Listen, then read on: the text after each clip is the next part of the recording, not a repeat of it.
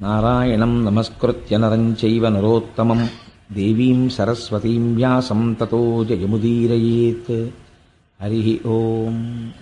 పరమేశ్వర స్వరూపమైన సభకి నమస్కారం. భగవంతుని యొక్క నిర్హేతుక కృపాకటాక్ష వీక్షణముల చేత మనం భాగవతం మీద జరుగుతున్నటువంటి ప్రసంగాల్లో నిన్నటి రోజు పరీక్షిన్ మహారాజు గారు శృంగి ఇచ్చినటువంటి శాపము చేత 7 రోజుల లోపల తనకు మరణమాసన్నమవుతోందని తెలుసుకున్నవాడై గంగానది ఒడ్డుకి చేరి ప్రాయోపవేశం చేసి శరీరము వదలడానికని నిర్ణయం చేసుకున్నాడు. అలా నిర్ణయం చేసుకున్నటువంటి పరీక్షిన్ మహారాజు గారిని చూడడం కోసమని వశిష్ఠ, విశ్వామిత్ర, గౌతమ మొదలై అగస్త్యుడు మొదలైనటువంటి గొప్ప గొప్ప ఋషులందరూ కూడా ఇచ్చేశారు. అదే సమయంలో మహానుభావుడైనటువంటి శుకబ్రహ్మ కూడా అక్కడికి విచ్చేశారు. విచ్చేసి శుకబ్రహ్మ రావడం ఎందుకంత గొప్పతనం అంటే, ఒక సమస్య ఏర్పడడం గొప్పతనం కాదు. కలియుగ ప్రవేశం జరిగితే దానికి పరీక్షిన్ మహారాజు గారు ఒక్కడే కాదు, దానివల్ల ప్రభావితుడైన వాడు. కలియుగంలో ఉన్నటువంటి మనం అందరం కూడా కలిచేత బాధింపబడుతున్న వాళ్ళని. కాబట్టి ఇప్పుడు కలిబాధ నుంచి తప్పుకోవడానికి మార్గం ఏదైనా ఉంటుందా, ఇది చెప్పేవాడు ఎవరైనా ఉండాలి.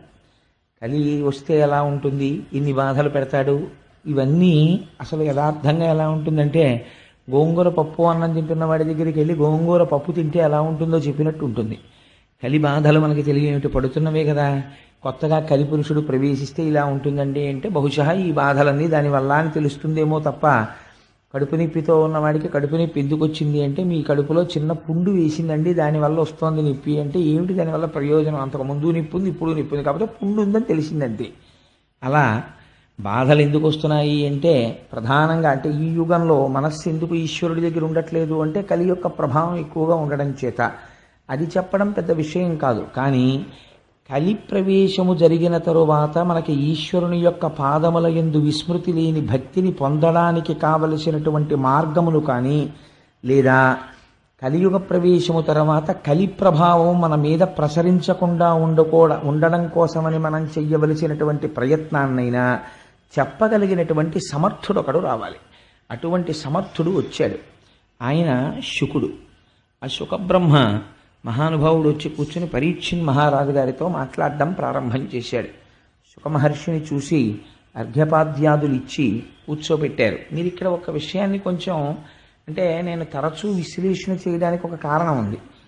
ఇది అలా చెప్పడం ఒక పురాణ విషయంగా దాన్ని చెప్పడం నాకంత పెద్ద ఆసక్తి అనిపించదు. ఎందుచేత అంటే, నేను పురాణంలో ఎలా ఉందో అలా యథాతథంగా పరీక్షిన్ మహారాజు గారు ప్రాయోపవేశం చేశారు, శుకమహర్షి వచ్చారు, ఆయన్ని చూసి చాలా సంతోషించారు. నేను చచ్చిపోయే ముందు నువ్వు వచ్చావు, చాలా సంతోషమయ్యా, అందుకని నీ కాళ్ళు కడుక్కో, చేతులు కడుక్కో, నీళ్ళు ఇచ్చాడు, కాసి నీళ్లు తాగు, నీళ్ళు ఇచ్చాడు, నమస్కారం పెట్టాడు, సాష్టాంగం చేశాడు. ఇవి చెప్పాను అనుకోండి, ఏమిటి అందులో గొప్పతనం ఉంది నాకు చెప్పండి. ఉంది ఒక గొప్పతనం. ఏమిటంటే, ఎవరికైనా మృత్యువాసన్నమైపోయింది అని చెప్పారనుకోండి, అయ్యా మీరు ఇంకో 2 రోజుల్లో వెళ్ళిపోతారు, లేకపోతే 3 రోజుల్లో వెళ్ళిపోతారు అని చెప్పారనుకోండి. చెప్తే అప్పుడు ఎవరైనా, ఏమండి కొంచెం మంచి విషయాలు చెప్దామని వచ్చాం, మీకు భాగవతం చెప్దామని వచ్చామండి, లేకపోతే ఆ రామాయణంలో అరణ్యకాండలో ఒక విషయం తెలుసుకుందాం మేము, అది చెప్దామని వచ్చామండి అన్నారు అనుకోండి. నేను ఇలా అన్నానని మీరు అనుకోవద్దు. సాధారణంగా మనిషి ప్రవృత్తి ఎలా ఉంటుందంటే, బాబు ఇప్పుడు ఎందుకండి, అందుకే మన వాళ్ళు ఒక మోట సామెత ఒకటి చెప్తూ ఉంటారు, ఒక ముతక సామెత, చచ్చేవేళ సంధ్యమంత్రం అని. అప్పుడు ఎవడు దాని గురించి, రామాయణం గురించి, భాగవతం గురించి విందామని అనుకుంటాడు సామాన్యమైనటువంటి వ్యక్తి. అప్పుడు ఎవరికైనా ఎలా ఉంటుందంటే, ఆ ఉన్న 2 రోజులు భార్యా బిడ్డల్ని చూసుకోవాలని. అందుకే కదా మనకి ఒక సంప్రదాయం ఏర్పడిపోయింది. డాక్టర్ గారు ఈయన వెళ్ళిపోతాడండి అని చెప్పరు. ఎలా చెప్తారంటే, దగ్గర వాళ్ళు ఎవరైనా ఉంటే, ముఖ్యమైన వాళ్ళు ఉంటే టెలిగ్రామ్ కొట్టడమో ఫోన్ చేయడమో చేసి పిలిపించేసుకోండి అని చెప్తారు. అంటే దాని ఉద్దేశం ఏంటంటే, ఇంక ఈయన వెళ్ళిపోతాడు, చిట్ట చివరి చూపు దక్కుతుందని. అందులో మనం దోషం పట్టవలసిన తప్పేం లేదు. ఇంచేత అంటే, లోకము యొక్క పోకడని బట్టి వాళ్ళు చెప్తారు. అలాగా చెప్తే అయిన వాళ్ళందరూ వస్తారు, ఒకసారి ఇంటెన్సివ్ కేర్ యూనిట్ అద్దం దగ్గర నుంచి చూస్తారు, వెళ్ళిపోతారు. వాడికి టెన్షన్ మరీ ఎక్కువైపోతుంది లోపల ఉన్న వాడికి. ఎప్పుడూ రాని వాళ్ళందరూ వచ్చి అద్దం దగ్గర నించున్నారంటే ఏమిటి దాని అర్థం, అంతకుముందు వాడికి అనుభవం లేదేమిటి. సో మనం వెళ్ళిపోయే టైం అయిపోతుందన్నమాట అని వాడికి భయం ఎక్కువైపోతుంది. ఎన్ని ఎటెన్ వేసినా బీపీ రీడింగ్ మాత్రం పెరిగిపోతూనే ఉంటుంది. అది వేరే విషయం అనుకోండి. కానీ ఇక్కడ పరీక్షిన్ మహారాజు గారు ఒక గొప్ప విషయం చేశాడు. పరమధార్మికుడు అని ఎందుకు చెప్పవలసి వచ్చిందంటే, శుకమహర్షి వస్తే ఎవ్వరూ వెయ్యనటువంటి ప్రశ్న ఒకటి వేశాడు. ఈ ప్రశ్న వేస్తే శుకుడు ఏమనాలంటే, ఓ నవ్వు నవ్వి గొప్ప ప్రశ్న అడిగావులేవా, ఇదేం చల్లుతుంది ఏమిటి అనాలి. వాళ్ళిద్దరు అలా మాట్లాడుకోలేదు, అది విచిత్రం. పరీక్షణ్ మహారాజు గారు అన్నారు, 7 రోజులలో నాకు మరణము ఖాయమన్న విషయము నాకు తెలిసిపోయినది. నేను పాము చేత కరవబడతానని శృంగి శపించాడు. శృంగి నన్ను శపించాడని నేను ఎంత మాత్రమో ఖేదపట్టలేదు. కానీ నేను దేనికి బాధపడుతున్నానంటే, పరమధార్మికులైనటువంటి పాండవుల వంశంలో జన్మించినటువంటి వాడై తపస్సు చేసుకుంటున్నటువంటి బ్రాహ్మీమూర్తి అయ్యున్నటువంటి ఒక మహర్షి యొక్క మెడలో మృత సర్పమును వేశాను. నేను చేయరాని పని చేశాను అని నేను బాధపడుతున్నాను. ఎంత గొప్ప మాట చెప్పాడో చూడండి పరీక్షిత్. ఉరగాధీశులకు మేనొప్పింతు. నేను శృంగి నన్ను ఎలా శపించాడో అలాగే ఈ శరీరాన్ని తీసుకెళ్ళి ఆ పాముకి అప్పజెప్పేస్తాను. మీరు ఆ మాటలు కొంచెం జాగ్రత్తగా వినాలి. వృగాధీశ విషానలంబునకు మేనొప్పింతు, శంకింపను, ఈశ్వర నిర్ణయము మారదు. ఈ శరీరాన్ని తీసుకెళ్ళి వృగాధీశ విషానలంబునకు, పాములకన్నింటికీ కూడా అధిపతి అయిన వాడు ఎవరున్నాడో అటువంటి ఉత్కృష్టమైనటువంటి పాము యొక్క విషానికి ఈ శరీరాన్ని అప్పచెప్పేస్తాను. నేను ఆ పాము రాకుండా ఏం చేద్దాం, ఆ పావుని పట్టే వాళ్ళని ఎవరినన్నా చూడండి, లేకపోతే పాము రాకుండా చుట్టూ అగ్నిజ్వాలలు పెట్టండి, కాపలా కాయండి, ఇంకా సెక్యూరిటీ బీఫప్ చేసేయండి అని నేను ఎప్పుడు అనను. నేను అనేది ఐ యాక్సెప్ట్ ది డెత్. అది అందులో ఉన్న స్టేట్మెంట్. నేను మరణమును అంగీకరించుచున్నాను. ఉరగాధీశ విషానలంబునకు మేనొప్పింతు, శంకింప, ఈశ్వర నిర్ణయము, ఈశ్వర సంకల్పము నేడు మానదు. ఈశ్వరుడు ఏది సంకల్పం చేశాడో అది ఇవాళ మారిపో అంటే మారేది కాదు.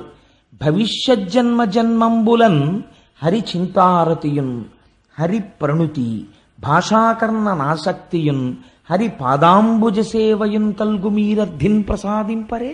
ఇది అడిగాడు. అక్కడికి ఎందరో ఋషులు వచ్చారు.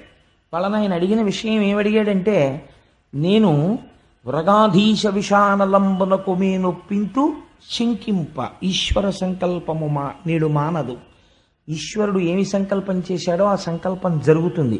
ఈ మాట చెప్పడానికండి ఇలా పద్యం రాయాలన్నా, వ్యాసుడి హృదయాన్ని అర్థం చేసుకొని యథాతథంగా తెలుగులో ఇలాంటి మాటలు పడాలన్నా రామచంద్రమూర్తి అనుగ్రహం ఉంది కాబట్టి పడ్డాయి. సాధారణంగా మృత్యు వచ్చేస్తోంది అంటే ఒక రోగం కారణం చెప్తాం. ఆ రోగానికి కారణం ఏం చెప్తా అంటే, మీరు అలా ఉండకుండా ఉండాల్సిందండి, మీరు అలా చేయకుండా ఉండాల్సింది, మీరు అశ్రద్ధ చేసేశారు, మీరు అక్కడికి వెడితే బాగుండేది, మీరు ఇక్కడికి వెడితే బాగుండేది అంటాడు. తప్పించి మరణము ఆసన్నమైపోతోంది, దానికి ఒక కారణము చూపించాలి కాబట్టి ఒక వ్యాధి కనపడుతోంది కాబట్టి 1,000,000 మంది వైద్యులు కూడి వచ్చిన కాని మరణమయ్యడి వ్యాధి మాన్పలేరు. ఈ శరీరం వెళ్ళిపోవడానికి మూట సర్దేసుకుంటోంది కాబట్టి ఇది ఈశ్వర సంకల్పము. కాబట్టి శరీరమును డొల్ల చెయ్యడానికి ఈశ్వరుడు రోగమును పంపించాడు. కాబట్టి ఇది వెళ్ళిపోవడానికి సిద్ధపడిపోతోంది. నేను దీన్ని వెళ్ళిపోవడానికి అంగీకరిస్తున్నాను. ఈశ్వరుడి యొక్క సంకల్పము మారదు, ఇది వెళ్ళిపోతుంది అన్న మాట ఎన్ని కోట్ల మందిలో ఏ ఒక్కడంటాడో నాకు చెప్పండి. పరీక్షిత్ అంటున్నాడు ఇవాళ. వృగాధీశ విషానలంబునకు మేనొప్పింతు, శంకింప, ఈశ్వర సంకల్పము నేడు మానదు. కానీ ఆయన అడుగుతున్నది ఏమిటంటే, నేను చచ్చిపోకుండా చూడండి అని నేను ఎవరిని అడగను, నన్ను రక్షించమని నేను అడగను. పోని ఏమంటే ఆ శాపం ఇచ్చాడు కదా, ఆ శృంగి కాళ్ళు అట్టుకుంటే పోనీ ఆ శాపం ఏమైనా వెనక్కి తీసుకుంటాడా, లేకపోతే దీన్ని ఇంకొక రకంగా మార్చే అవకాశం ఉంటుందా, లేకపోతే దీనికన్నా పైకోర్టు లాంటిది ఏమైనా ఉంటుందా, అక్కడికి వెడితే ఏమైనా కొంచెం మార్పు చేస్తారా, నేను ఎలాగో అలా బతికేస్తే సరిపోతుందా, ఇంత తప్పు చేసినా నేను బతికేస్తే చాలండి. ఈ చౌకబారు మాటలు పరీక్షిత్ మాట్లాడటం లేదు. ఆయన మాటల్లో ఎంత ధృతి ఉందో మీరు చూడండి. ఆ ఒక్క పద్యం పరీక్షిత్ యొక్క హృదయమును, పరీక్షిత్ యొక్క సంస్కారాన్ని ఆవిష్కరిస్తుంది. ఆయన అడుగుతున్నది ఏమిటి అంటే, భవిష్యజ్జన్మ జన్మంబులన్, నాకు భవిష్యత్తులో, భవిష్యత్ అంటే ఏంటి, ఇప్పుడు ప్రస్తుతం ఉన్నది కలియుగమే కదా, మళ్ళీ ఉత్తర జన్మ తీసుకున్నప్పుడు నాకు జన్మము వచ్చినప్పుడు నాకేం కావాలి? హరి చింతారతియున్, నా మనస్సు ఎప్పుడూ శ్రీ మహావిష్ణువునే స్మరిస్తూ ఉండాలి. హరి ప్రణుతి, స్మరించడం కాదు, ఎక్కడైనా స్వామివారి ఉత్సవమూర్తి కనపడ్డా, దేవాలయం కనపడ్డా, స్వామి దేవాలయం కనపడ్డా గభాల శిరస్సు ఉంచి ఇలా నమస్కరించగలిగినటువంటి సంస్కార బలం నాకు కావాలి. అందుకని హరి చింతారతియున్, హరిప్రణుతి, భాషాకర్ణనాసక్తియున్. ఎంత గొప్ప మాట చూడండి అది. బాగా చెప్పేవాడు దొరకాలని ఆయన అనలేదు. ఆయన ఏమన్నాడంటే భాషాకర్ణనాసక్తియున్. ఆ స్వామి గురించి 4 మాటలు చెప్పేవాడు దొరికితే చాలు పరిగెత్తుకుంటూ వెళ్ళి వినేటటువంటి జిజ్ఞాస నాకు కలుగుగాక. అందుచేత భాషాకర్ణనాసక్తియున్, హరి పాదాంబుజ సేవయున్, నిరంతరము ఈశ్వరుడి యొక్క పాద సేవనము చేయగలిగినటువంటి కర్మేంద్రియములు కావాలి. అర్ధిన్, నేను అర్థిస్తున్నది, నాకు అవి కలిగేటట్టుగా మీరందరూ నన్ను అనుగ్రహించరా, నాకు ఆశీర్వచనం చెయ్యరా అని అడుగుతున్నాడు. అడుగుతున్న సమయంలో ఎక్కడ ప్రాయోపవేశం చేశాడు? ఉత్తర జన్మలో తనకి ఉత్కృష్టమైనటువంటి జన్మ కోసమని ఆయన అడగలేదు. ఆయన అడిగింది ఏ జన్మలో ఉన్నా, ఏ శరీరములో ఉన్నా కావలసినవి ఏమిటి, ఇవి అడిగాడంతే పరీక్షిత్. హరి చింతారతయున్, హరి ప్రణుతి, భాషాకర్ణనాసక్తియున్, హరి పాదాంబుజ సేవయున్, ఈ 4 నాకు కావాలి అని అడిగితే శుకబ్రహ్మ వచ్చి కూర్చుని ఉంటే శుకబ్రహ్మకి పాద ప్రక్షాళనం చేయించాడు, ఆచమనీయం ఇచ్చాడు, కూర్చోపెట్టి నమస్కరించి ఒక మాట చెప్పాడు. ఆయనకి సాష్టాంగం చేసి, అయ్యా నాకొక్క కోరికుంది, నేను మళ్ళీ పుట్టవలసిన అవసరం లేనటువంటి మోక్షాన్ని పొందడానికి నాకు కల్పవృక్షంలా మీరు వచ్చారు. మీరు ఒక చోట ఉండేటటువంటి వారు కాదు, అటువంటిది మీరు అనుకోకుండా వచ్చి నన్ను అనుగ్రహించారు కనుక నాకు అటువంటి విషయము ఏది ఉన్నదో దానిని నాకు తెలియచేయుడు అన్నాడు. మీరు ఈ విషయాన్ని కొంచెం జాగ్రత్తగా మీరు వింటే భాగవతంలో పరీక్షిత్తు వేసిన ప్రశ్న ఎవరి కోసం వేశాడో, శుకుడు ఎప్పుడు వస్తాడో మీకు అర్థమైపోతుంది. శుకుడు రావడమే పవిత్రం అండి భాగవతంలో. మనకి కూడా చెప్పేవాడికి సమర్థత లేకపోయినా వినేవాళ్ళు ఇంత కుతూహలంతో వింటున్నారని చెప్పి మనకందరికీ దర్శనమివ్వడానికి కూడా శుకబ్రహ్మ వస్తున్నారు. ఎప్పుడు వస్తున్నారో తెలుసా అండి? భీష్మేకాదశి నాడు మధ్యాహ్నం దర్శనం ఇవ్వబోతున్నారు. ఎలా ఇవ్వబోతున్నారని మీకు అనుమానం వస్తుందేమో. మనం విష్ణు సహస్రనామ స్తోత్ర పారాయణం పూర్తి చెయ్యగానే ఆ రోజున శుకబ్రహ్మ వచ్చి మనకి దర్శనమిస్తారు. కావాలంటే మీరు చూడండి. ఇక్కడ విశ్వాసం ఉండాలి, కానీ వారు శుకబ్రహ్మయే. ఎందుకో తెలుసా అండి? సంసారం అంటే ఏమిటో, వైరాగ్యం అంటే ఏమిటో, భక్తి అంటే ఏమిటో, జ్ఞానం అంటే ఏమిటో జీవితంలో కొలచివేసి ఒక మహాపురుషుడు రాణి నరసింహశాస్త్రి గారి కడుపున పుట్టిన వారై వేదాంగములు చదువుకుని, ఉపనిషత్తులు చదువుకుని, కెమిస్ట్రీలో ప్రొఫెసర్ అయి పిహెచ్డి చేసి, సాంస్క్రిట్లో పిహెచ్డి చేసి, దేశ విదేశాల్లో యూనివర్సిటీస్లో లెక్చర్స్ ఇచ్చినటువంటి ఒక మహాపురుషుడు సన్యసించి దయానంద సరస్వతి మహారాజ్కి శిష్యులై ఇవాళ ప్రపంచవ్యాప్తంగా ఎన్నో దేశాలలో వేదాంతం మీద ప్రసంగం చేసేటటువంటి ఒక మహాపురుషుడైన తత్వవిధానంద సరస్వతి వారు యవ్వనంలో ఉండగా బ్రిటిష్ గవర్నమెంట్ టైంలో ఐపీఎస్కి సెలెక్ట్ అయితే నువ్వు శిఖ తీసేస్తే ఐపీఎస్ ఇస్తా ఉన్నారు. నేను బ్రాహ్మణ కుటుంబంలో పుట్టాను, నా సదాచారమునకు పిలక ఉండి తీరాలి, నేను పిలక తీయనన్నారు. తీయకపోతే ఐపీఎస్ ఇవ్వమన్నారు. నాకు అక్కర్లేదని తిరిగి వచ్చారు ఆయన. పుట్టుకతో అంతటి సదాచార సంపన్నుడు. అటువంటి మహాపురుషుడు మనకి భీష్మేకాదశి నాడు మధ్యాహ్నం వచ్చి విష్ణు సహస్ర పారాయణం చేసి కూర్చున్న భక్తులందరినీ ఉద్దేశించి అనుగ్రహ భాషణం చేస్తానని అంగీకరించారు. గోపాలకృష్ణ గారు వెళ్ళి ప్రార్థన చేశారు. మనకి శుకబ్రహ్మ వస్తున్నారా లేదా? శుకబ్రహ్మ అంటే అంతే, ఆయనతో సమానమైన వాడు మహానుభావుడు. ఆ తత్వవిధానంద సరస్వతి దర్శనం మనకి భీష్మ ఏకాదశి నాడు కలగబోతోంది. నిజంగా భీష్మ ఏకాదశి మనని ఎంత తరింప చేసేస్తోందో ఈ సంవత్సరం చూడండి. అందుచేత శుకుడు రావడమే గొప్ప, జవాబు చెప్పగలిగిన వాడు శుకుడంటే. అటువంటి శుకబ్రహ్మ వచ్చి అక్కడ కూర్చుని ఈ మాటలు విని ఒక్క విషయం చెప్పాడు. అంటే గురువు సమర్థత అంటే ఎలా ఉంటుందో చూడండి. గురువు దేని యందు సంగముతో ఉండాలంటే శిష్యుడు యొక్క ఆర్తిని తీర్చగలవాడై ఉండాలి. మీకు ఎదర ఒక చోట వస్తుంది, విశ్వరూపుణ్ణి అడుగుతాడు ఇంద్రుడు, మా భోగములన్నీ నీవి, ఎందుకంటే నువ్వు మా గురువువి, మా భోగములను నువ్వు అనుభవించచ్చు, మా ఐశ్వర్యమంతా నీదంటాడు. అంటే విశ్వరూపుడు నవ్వంటాడు, గురువు శిష్యుల యొక్క ఐశ్వర్యము తన ఐశ్వర్యముగా భావించకూడదు, శిష్యులు తన ఐశ్వర్యముగా భావించాలంతే, అంతవరకే. ఐశ్వర్యమునందు కాంక్ష గురువుకి ఎందుకయా? అలా కాంక్ష ఉన్నవాడు గురువు ఎలా అవుతాడో అని అడుగుతాడు. అందుచేత చూడండి ఎంత ఆశ్చర్యంగా ఉంటుందో. ఈ ప్రశ్న వేస్తే శుకుడు ఏమనాలి? ఎందుకు నువ్వు 7 రోజుల్లో చచ్చిపోతున్నావు అని అడగాలి. అడిగితే పరీక్షిత్ పాపం చెప్పుకున్నాడు కదా, ఆయన ఏం దాచుకోలేదు. అయా ఒక మృత సర్పాన్ని పట్టుకెళ్ళి ఒక మహర్షి యొక్క మెడలో వేశాను, శృంగి శాపం ఇచ్చాడు కాబట్టి నా శరీరం పడిపోతోందని చెప్తాడు. చెప్తే అప్పుడు ఏమనాలి శుకుడు? ఏమయ్యా నువ్వు ఇంత ఘోర తప్పిదం చేశావు, నీకు మోక్షం కావాలా? 7 రోజుల్లో మోక్షం ఇచ్చేయాలా నీకు? 7 రోజుల్లో చచ్చిపోతావని చెప్తేను ఏం మోక్షం అంటే అంత చౌకబారుగా ఉందనుకుంటున్నావా? అదేమన్నా బజారులో అమ్మే సబ్బు అనుకుంటున్నావా అని 4 మాటలు అనేసి వెళ్ళిపోవాలి. ఆయన ఏమన్నాడో తెలుసా అండి శుకుడు? ఇది గురువు అంటే. ఆచార్యో వేద సంపన్న విష్ణుభక్తో విమత్సర మంత్రజ్ఞో మంత్రభక్తశ్చ సదా మంత్రాశ్రయశృచి గురుభక్తి సమాయుక్త పురాణజ్ఞో విశేషత ఏవం లక్షణ సంపన్న గురురుత్యభిధీయతే. గురువు అనేటటువంటి వాడు గుకారశ్చంధకారశ్చారుకారస్తన్నిరోధకృత్ అంధకార వినాశిత్వాత్ గురురుత్యభిధీయతే. గురుగీతలో పరమశివుడు పార్వతీదేవితో చెప్తాడు, గురువు అంటే ఎవరో తెలుసా?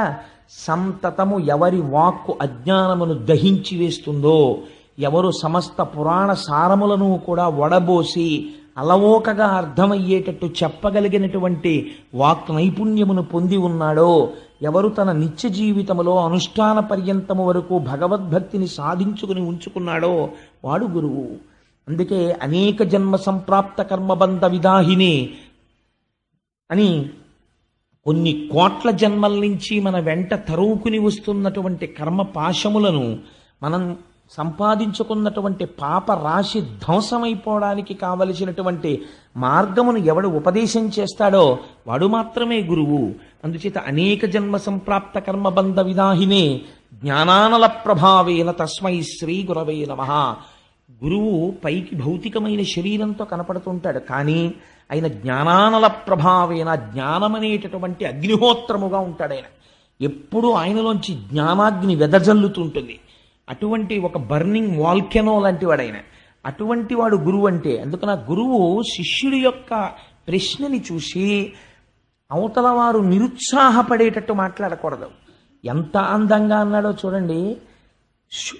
వెంటనే శుకుడు అంటాడు, ఇతపూర్వం ఎన్నడూ నేను ఎక్కడా పాలు పితికినంత సేపు కన్నా ఉండనయ్యా, ఇవాళ నీ కోసం నేను ఎలా ఉంటాను? మృత్యుముఖంలో ఉన్నామని నేను ఉంటానా? నేను ఉండను అనలేదు. ఉంటాను 7 రోజులు నీ కోసం అని అనలేదు. తన గురించి తానేమీ చెప్పుకోలేదు. ఆయన చేసిన పని ఏమి అంటే ఒక్క మాట చెప్పాడంతే. ఎంత ధైర్యం వచ్చేస్తుందో చూడండి శిష్యుడికి. నీకు నేను ఒక విషయం చెప్తాను పరీక్షిత్, జాగ్రత్తగా విను. పూర్వం ఖట్వాంగుడు అనబడేటటువంటి ఒక రాజు ఉండేవాడు. ఆ ఖట్వాంగుడు అనబడేటటువంటి రాజు దేవతలకి సాయం చెయ్యడం కోసమని యుద్ధం చెయ్యడానికని భూమిని విడిచిపెట్టి రథాన్నెక్కి స్వర్గలోకానికి వెళ్ళి రాక్షసులతో యుద్ధం చేశాడు. చాలా దీర్ఘకాలము పోరు సాగింది. రాక్షసులు ఓడిపోయారు. ఓడిపోయిన తర్వాత దేవతలందరూ ఖట్వాంగుణ్ణి అభినందించారు. అభినందించిన తర్వాత నీకేం వరం కావాలో కోరుకో, ఇంత మా కోసమని కష్టపడి నువ్వు పైలోకానికి వచ్చి యుద్ధం చేసావు కదా, నీకేం వరం కావాలని అడిగారు. అడిగితే ఆయన అన్నాడు, నాకేం వరం అక్కర్లేదు, కానీ నా ఆయుర్దాయం ఎంత మిగిలిందో చెప్తారా అన్నాడు. అంటే వాళ్ళు గబగబా కంప్యూటర్లో బటన్ నొక్కితే అప్పుడు ఉన్నాయండి అని అనకండి, అంటే వాళ్ళు చూడగలరు కాబట్టి వెంటనే వాళ్ళు చూసి అన్నారు, నీకు ఇంకొక గడియ ఉన్నదయా ఆయుర్దాయం అన్నారు. ఆయన అన్నాడు, షహబాష్ చాలు నేను తరించిపోవడానికి గడియ ఉందా అన్నాడు. అని రథం ఎక్కి గబగబా భూమండలానికి వచ్చేసాడు. వచ్చేసి అంతఃపురంలోకి వెళ్ళిపోయి ఈ మాట చెప్పేసి ధ్యానమగ్నుడై ఈశ్వరుణ్ణి ధ్యానం చేస్తూ కూర్చొని శరీరాన్ని విడిచిపెట్టేసి మోక్షాన్ని చేరుకున్నాడు. నీకు 7 రోజులు టైం ఉంది, 2 గడియల్లో మోక్షానికి వెళ్ళిన వాడు ఉన్నాడు, నీకు రాకపోవడం ఏమిటి మోక్షం అన్నాడు శుకుడు. ఎంత గొప్ప మాట చూడండి. ఇలా మాట్లాడిన వాడు గురువు. అంతేకాని అదే కష్టం అండి, అవన్నీ ఎలా అవుతాయండి, మీకు చేయలేరండి అవన్నీ, అసలు చాలా కష్టం అండి బాబు మోక్షం అంటే. అది అంత తేలిక అనుకుంటున్నారా అని భయపెట్టేయడానికి గురువు ఎందుకండి? ఇంకా ఉత్సాహాన్ని ప్రోధి చేయడానికి ఈశ్వరుడు సర్వకాలములయందు ఆర్తితో నువ్వు పిలిస్తే పలకడానికి సిద్ధంగా ఉన్నాడయా అని పునశ్చోత్తమ సంత్వవాది మళ్ళీ మళ్ళీ మళ్ళీ మళ్ళీ మంచి మాటలు చెప్పి భాగవతుల్ని భక్తుల్ని భగవంతుడికి దగ్గర చేర్చేటటువంటి ప్రయత్నం చేసేవాడెవడో ఆయన గురువు. అంతేగాని తన పాండితీ ప్రకర్షని ఆవిష్కరించడం కోసం పెద్ద పెద్ద విషయాలన్నీ తీసుకొచ్చి చెప్పేసి అయితే ఇంకా మన జీవితంలో మనకి ఇవేం అర్థం కావురా అనవసరం అని చెప్పి వాళ్ళు చిన్నబుచ్చుకుని వెళ్ళిపోయేటట్టుగా చేసినవాడు గురువు కాడు. శుకుడు తలుచుకుంటే చాలా గహనంగా చెప్పగలడు, కానీ ఆయన అలా చెప్పలేదు. ఎంత అందంగా మాట్లాడాడో చూడండి. భాగవతానికి ఉన్న గొప్ప లక్షణం మీరు ఒక్కటి గమనించాలి. పరీక్షిత్ ఎవరికి ప్రతినిధో తెలుసా అండి? 7 రోజులలో మరణించే వారందరికీ పరీక్షిత్ ప్రతినిధి. 7 రోజులలో మరణించే స్వభావం ఉన్నవాళ్ళు ఎవరు? ఈ సమస్త జగత్తుకి అదే పరిణామం. ఎందుచేత అంటే ఆయన దేశాన్ని ఏలినవాడు కావచ్చు, మహాజ్ఞాని కావచ్చు, గొప్ప చిత్రకారుడు కావచ్చు, కవి కావచ్చు, పండితుడు కావచ్చు. ఎవరైనా ఎంతకాలం బ్రతుకుతారు అంటే 7 రోజులే. ఎందుకంటే 8వ రోజు లేదు చచ్చిపోవడానికి. చచ్చిపోతే ఆది సోమ మంగ బుధ గురు శుక్ర శని 7 రోజుల్లోనే చచ్చిపోవాలి. కాబట్టి ఎవరికైనా ఎన్ని రోజులు మిగిలాయి? 7 రోజులే మిగిలాయి. కాబట్టి 7 రోజులలో మోక్షాన్ని పొందడానికి ఏం చెయ్యాలని పరీక్షిత్ వేసిన ప్రశ్న అందరి తరపున పరీక్షిత్ వేసేసినట్టే. ఇప్పుడు శుకుడు చెప్పింది ఎవరికి చెప్పినట్టు? అందరికీ చెప్పేసినట్టే. ఇప్పుడు పరీక్షిత్ అందుకున్నట్టు అందుకున్నవాడు ఎవడో వాళ్ళందరూ పరీక్షిత్తులో మోక్షాన్ని పొందుతారంతే. అంతే అక్కడ ఉన్నటువంటి విషయం. మీకు భాగవతంలో ఉన్న గొప్ప రహస్యం ఏమిటో తెలుసా అండి? ఒక ఆయన్ని 7 రోజుల్లో చచ్చిపోతావు రా అన్నారు. 7 రోజుల్లో నేను ఏం చేస్తే మళ్ళీ పుట్టనని మోక్షం పొందాడు ఒక ఆయన. నువ్వు 8వ గర్భానికి చచ్చిపోతావు ఈ అమ్మాయికి అన్నారు ఒక ఆయన్ని. 8వ గర్భానికి నేను చచ్చిపోతానేమోనని బెంగ పెట్టుకుని ప్రతి నిమిషం చచ్చిపోయి ఆఖరిలో చచ్చిపోయి బతికాడు ఒక ఆయన కంసుడు. కాబట్టి ఈయనకన్నా ఆయనకి ఎక్కువ టైం ఉంది, కానీ ఆయన చచ్చిపోతూనే ఉన్నాడు ప్రతి క్షణం చావుకి భయపడి. ప్రపంచంలో చావుకి భయపడడం అంత వెర్రితనం ఇంకొకటి లేదు. ఎందుచేత చావుకి భయపడి మీరు ఎంత దూరం పారిపోగలరు? పోనీ అది ఎప్పుడు వస్తుందో తెలుసా అంటే తెలియదు. శుకుడు చెప్తాడు, అసలు మరణమనేటటువంటి దానికి ప్రధాన కారణమేమి? మరణమనేటటువంటి దాన్ని ఢీకొట్టడానికి కావలసిన ప్రయత్నము చేయకపోవుటయే. మీరు ఒకటి ఆలోచించండి. ప్రతి జీవి కూడా, ప్రత్యేకించి మనుష్యుడు ఏం చేస్తాడు? నేను నా సొంతంగా చెప్పట్లేదు, శుకుడు చెప్పిన మాటలు చెప్తున్నాను. ఒక పొయ్యి, ఒక రోలు, ఇవి శుకుడు వాడిన మాటలు. ఒక పొయ్యి, ఒక రోలు, ఒక భార్య, కొందరు బిడ్డలు, కుటుంబము, సంసారము, ఇవి దేనికి పనికొస్తాయి? తన జీవనయాత్ర సాగించుకోవడానికి పనికొస్తాయి. ఎందుకనంటే రొయ్యి పోలు ఆ రోలు పొయ్యి అని ఎందుకు వాడాడంటే బహుశా ఆ రోజుల్లో ధాన్యం తెచ్చుకుని దంచుకుని ఉడికించుకునేవారు కాబట్టి. ఇవి 2 దేహయాత్ర సాగించడానికి. కాబట్టి ఇప్పుడు రెండోది ఏమిటి? ఒక భార్య, కొంతమంది బిడ్డలు. ఇంకా ఈ నిరంతరము దేని గురించి ఆలోచన చేస్తాడో శరీరము యొక్క పటుత్వము సన్నగిల్లిపోతూ ఉంటుంది, శరీరము ముడతలు పడిపోతూ ఉంటుంది. తన తర్వాత తరం వచ్చేసింది, కొడుకు పెద్దవాడైపోయాడు, ఇప్పుడు ఆయన పనులు ఆయన చూసుకోగలడు. ఈయనకన్నా సమర్థవంతంగా ఆయన చూడగలడు. ఈయన తాళం తీసి తాళం చెవులు ఎక్కడెట్టాడో తెలియదు. అపార్ట్మెంట్ కిందకి వెళ్ళిపోయిన తర్వాత తాళం వేసామంటావా అంటాడు. అంటే మెల్లిమెల్లిగా జ్ఞాపక శక్తి తగ్గిపోతోంది. అయినా సరే ఇంకా కొడుకు జీతం పట్టుకొచ్చిస్తే కుటుంబ పోషణ తను చెయ్యాలని, అన్నీ తనకి తెలియాలని ఒక భ్రాంతి. మీరు ఒకటి శుకుడు చెప్పాడని కాదు, నిజాయితీగా ఒకటి ఆలోచన చేసే ప్రయత్నం చేస్తే బాల్యంలో ఉంటాం, అప్పుడు మనకేం తెలియదు, చాలా హాయి. ఒక వయస్సు వచ్చేస్తుంది, వచ్చిన తర్వాత ఒక అభిప్రాయం వస్తుంది, ఇది కాదు నేను ఇది చదువుకుంటాను అని. ఆ తర్వాత పెళ్ళి. ఇప్పుడు పెద్దలు నిర్ణయించినారు కానా అని శుభలేఖలో వేస్తాం, కానీ నిజంగా పెద్దలు నిర్ణయించేస్తే చేసేసుకునేంత పుణ్యాత్ముడు ఎవడు ఏం లేడు. 276 పెళ్లి చూపులు అయిపోయి వీడికి 60 ఏళ్ళు వచ్చాక చేసుకుంటాడు.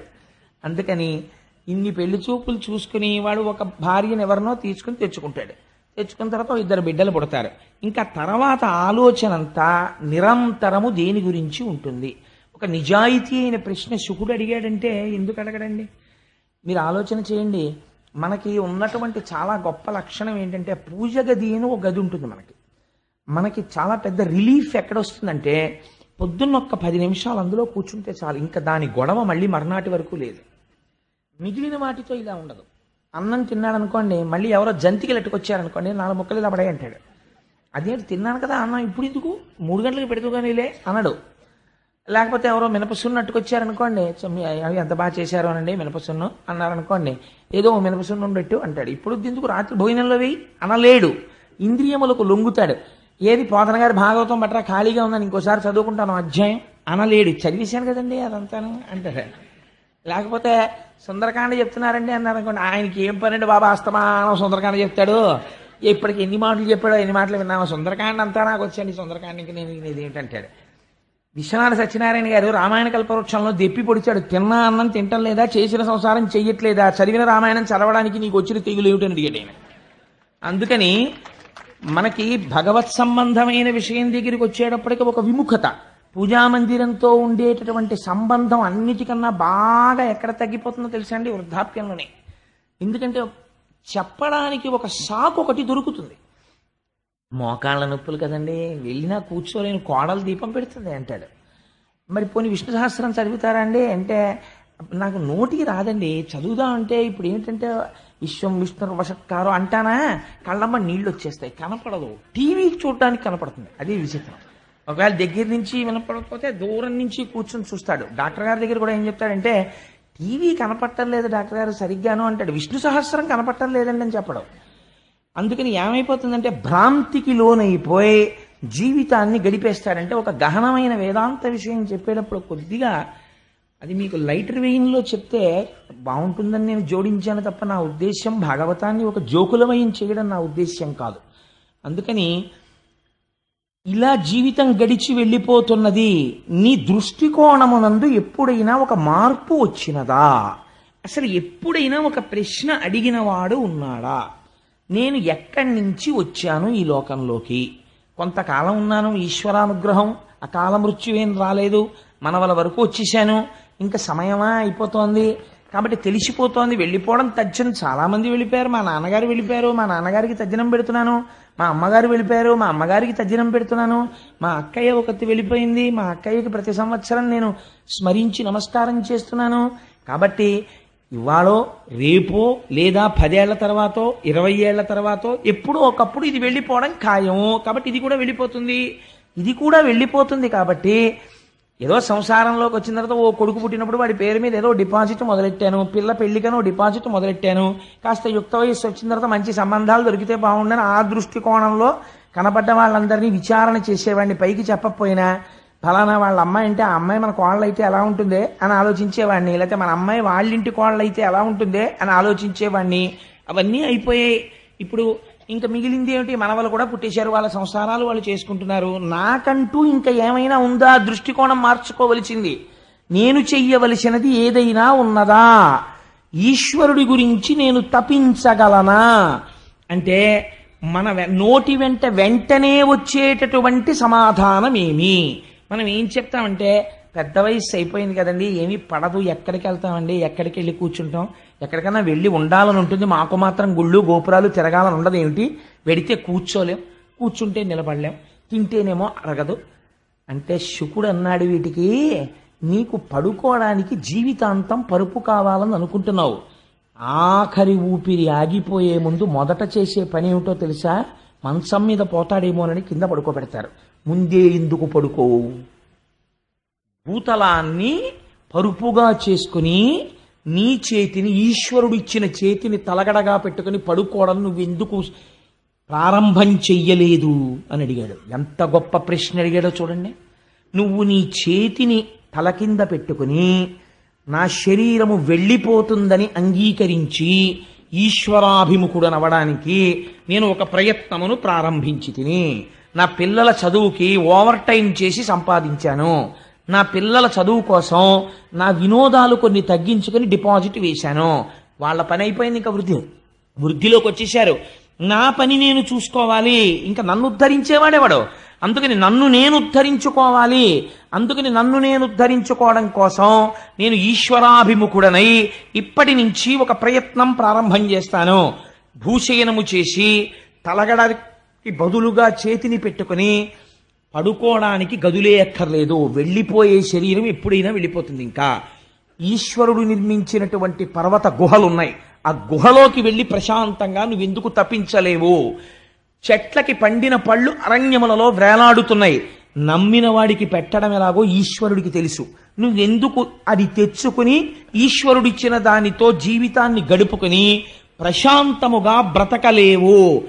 నేను ఈ మాటని ఆధునికమైనటువంటి భాషలోకి మార్చాననుకోండి, నువ్వు లంపటాన్ని, ఇంద్రియ లౌల్యాన్ని, లేనిపోని అహంకారాన్ని తగ్గించుకుని నీ గతం గురించి మాట్లాడడం తగ్గించేసి ప్రయత్నపూర్వకంగా ఈశ్వరుడి గురించి ఎందుకు మాట్లాడవు?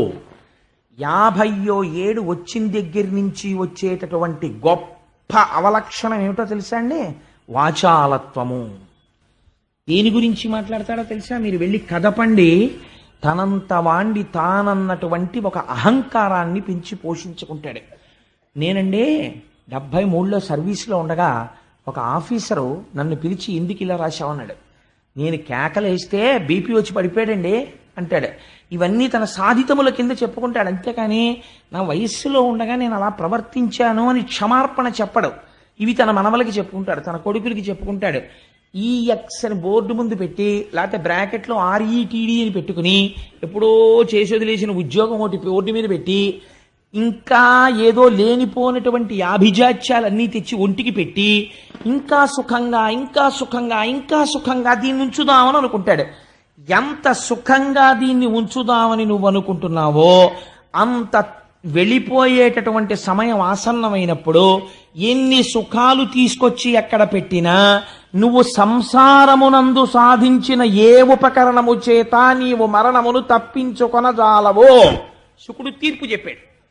నీ భార్య కానీ, నీ బిడ్డలు కానీ, మనవలు కానీ, నీ క్వాలిఫికేషన్ కానీ, నీ వాహనాలు కానీ, నీ ఉద్యోగం కానీ, నువ్వు సంపాదించిన డబ్బు కానీ ఇవేమీ రావు.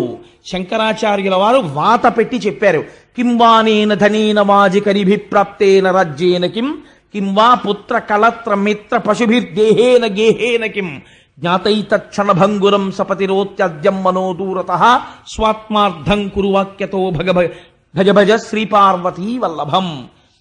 నేననుకున్నటువంటి ఈ శరీరమే రాకుండా కట్టెదుట అగ్నిహోత్రములో కాలి దోషుడు బూడిదైపోతుంది ఒక్క అరగంటలో.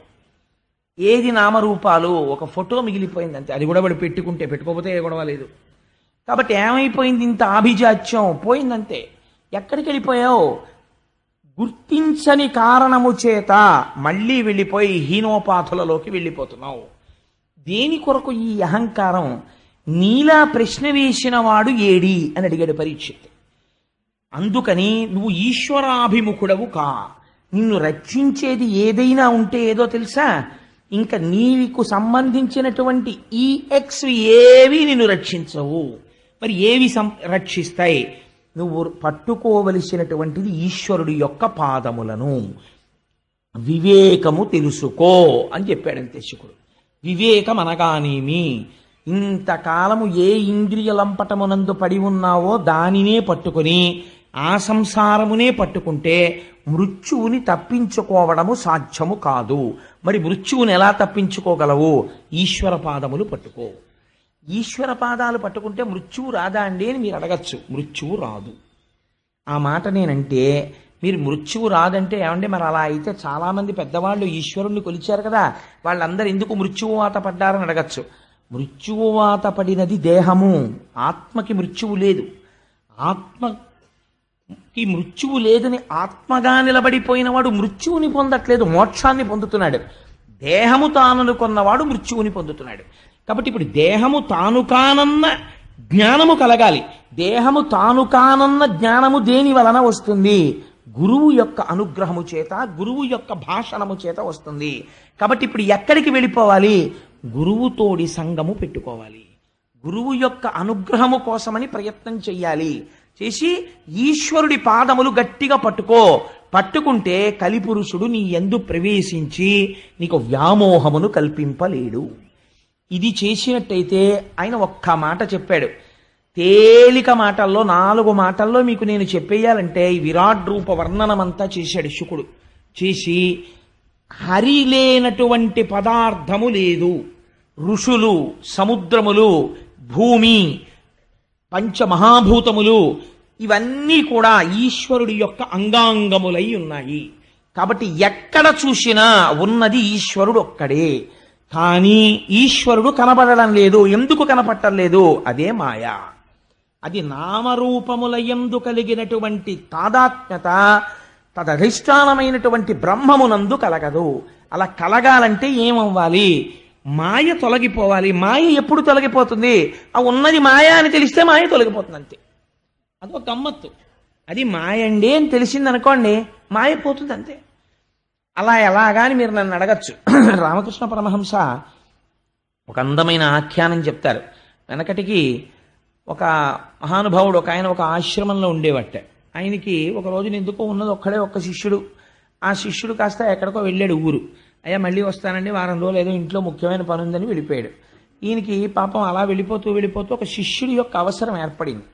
ఒక శిష్యుడు ఉండాలి పక్కన. ఆయనకి ఎందుకు వచ్చిందో ఆ ప్రారంధం, ఒక మేకలు కాసుకునేవాడిని చూసి, ఒరే అబ్బాయి నువ్వు ఒక 4 రోజులు నా శిష్యుడిగా ఉంటావా అన్నాడు. ఆయన అన్నాడు, ఉంటాను కానండి, నాకేం తెలియదే శిష్యుడిగా ఉండడానికి, నాకు ఏ విషయమూ తెలియదు, మీకు సంబంధించినవి ఏం చేయనన్నాడు. నీకు నేను చక్కగా గుండు చేసి పిలక పెట్టించేసి విభూతి పిండికట్లు పెట్టేసి ఓ పంచె నేనే గట్టిగా కట్టేసి ఓ యజ్ఞోపవీతం ఒకటి వేసేసి ఆశ్రమంలోకి తీసుకెళ్లి కూర్చోబెడతాను. చూసినవాడు నువ్వు బ్రాహ్మణ వటువువి, బ్రహ్మచారి అనుకుంటారు. నువ్వు చేయవలసింది ఏమిటో తెలుసా? నోరు విప్పకంతే. నువ్వు నోరు విప్పావా తెలిసిపోతుంది. అలాగేనండి, అయితే ఇంకేముంది, చాలా తేలిక అన్నాడు. చాలా తేలిక అని చెప్పి చాలా తేలిక అనుకున్నవే ప్రమాదం తీసుకొస్తాయి ప్రపంచంలో. వెనకటికి నటన రాని వాడు ధృతరాష్ట్రుడి పాత్ర ఒప్పుకున్నాడు. ఎందుకంటే అలాగో కళ్ళు మూసి కూర్చోవడమే కదా, స్టేజ్ ఫీర్ ఉండదని. కళ్ళు మూసుకు కూర్చున్న తర్వాత నిద్ర పట్టేసింది. ఇప్పుడేమో పాపం 10 మాటలు చెప్పు ధృతరాష్ట్ర, నువ్వు చెప్పు అంటాడు. ఆయన ఏం చెప్తాడు? నిద్రపోయినవాడు. అందుని తేలిక అనుకున్నవి కొంప ముంచేస్తాయి ఒక్కొక్కసారి. అందుకని నోరు విప్పకుండా కూర్చోవడమే కదా అని చెప్పి నోరు విప్పకుండా కూర్చోడానికి ఒప్పుకున్నాడు ఆయన. కూర్చుంటే వీళ్ళ ప్రారంధం కొద్దీ ఆ ఆశ్రమానికి ఇంకొక అతిథి వచ్చాడు. వచ్చి ఆయన అక్కడ కూర్చుని కమండలం మర్చిపోయి ఈ పిల్లాన్ని పిలిచి వీరే కమండలం పట్టరా అన్నాడు. ఎవరికి కమండలం అంటే ఏమిటో తెలియదు పాపం. వాడు విచిత్రంగా చూస్తున్నాడు. మరి నీకేరా చెప్తున్నది, ఆ కమండలం పట్టరారా అన్నాడు. అంటే వాడు మళ్ళీ బాబోయ్ ఇదేంటి నన్ను అడుగుతున్నాడు, నాకు కమండలం అంటే తెలియదు, నాకు తెలియదు అందావా, నోరు విప్పద్దని చెప్పాడు ఆయన. ఎలాగని చూస్తున్నాడు. ఆయన 4-5 మాటలు అడిగి, ఎరా కమండలం తేరా అంటే నువ్వు కానీ మేకలు కాసుకునేవాడు ఏంటిరా అన్నాడు. అనగానే లేచి పారిపోయాడు ఈయన. ఎందుకు పారిపోయాడు అంటే మేకలు కాసుకునేవాడే అని తెలియగానే వాడు పారిపోయాడు.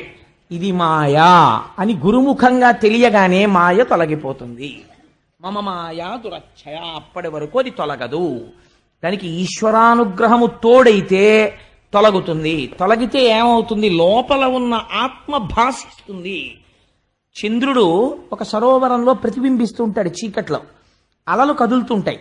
మెల్లిగా కదులుతున్న అలలకి చంద్రబింబం కూడా కదులుతున్నట్లుగా అనిపిస్తుంది.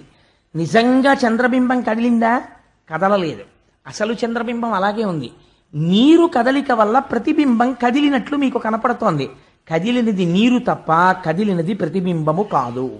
అలాగే అజ్ఞానము చేత తాదాత్మ్యమును పొంది ఈ దేహము తానన్న భీతి ఎక్కువై ఆ భీతియే మృత్యువు.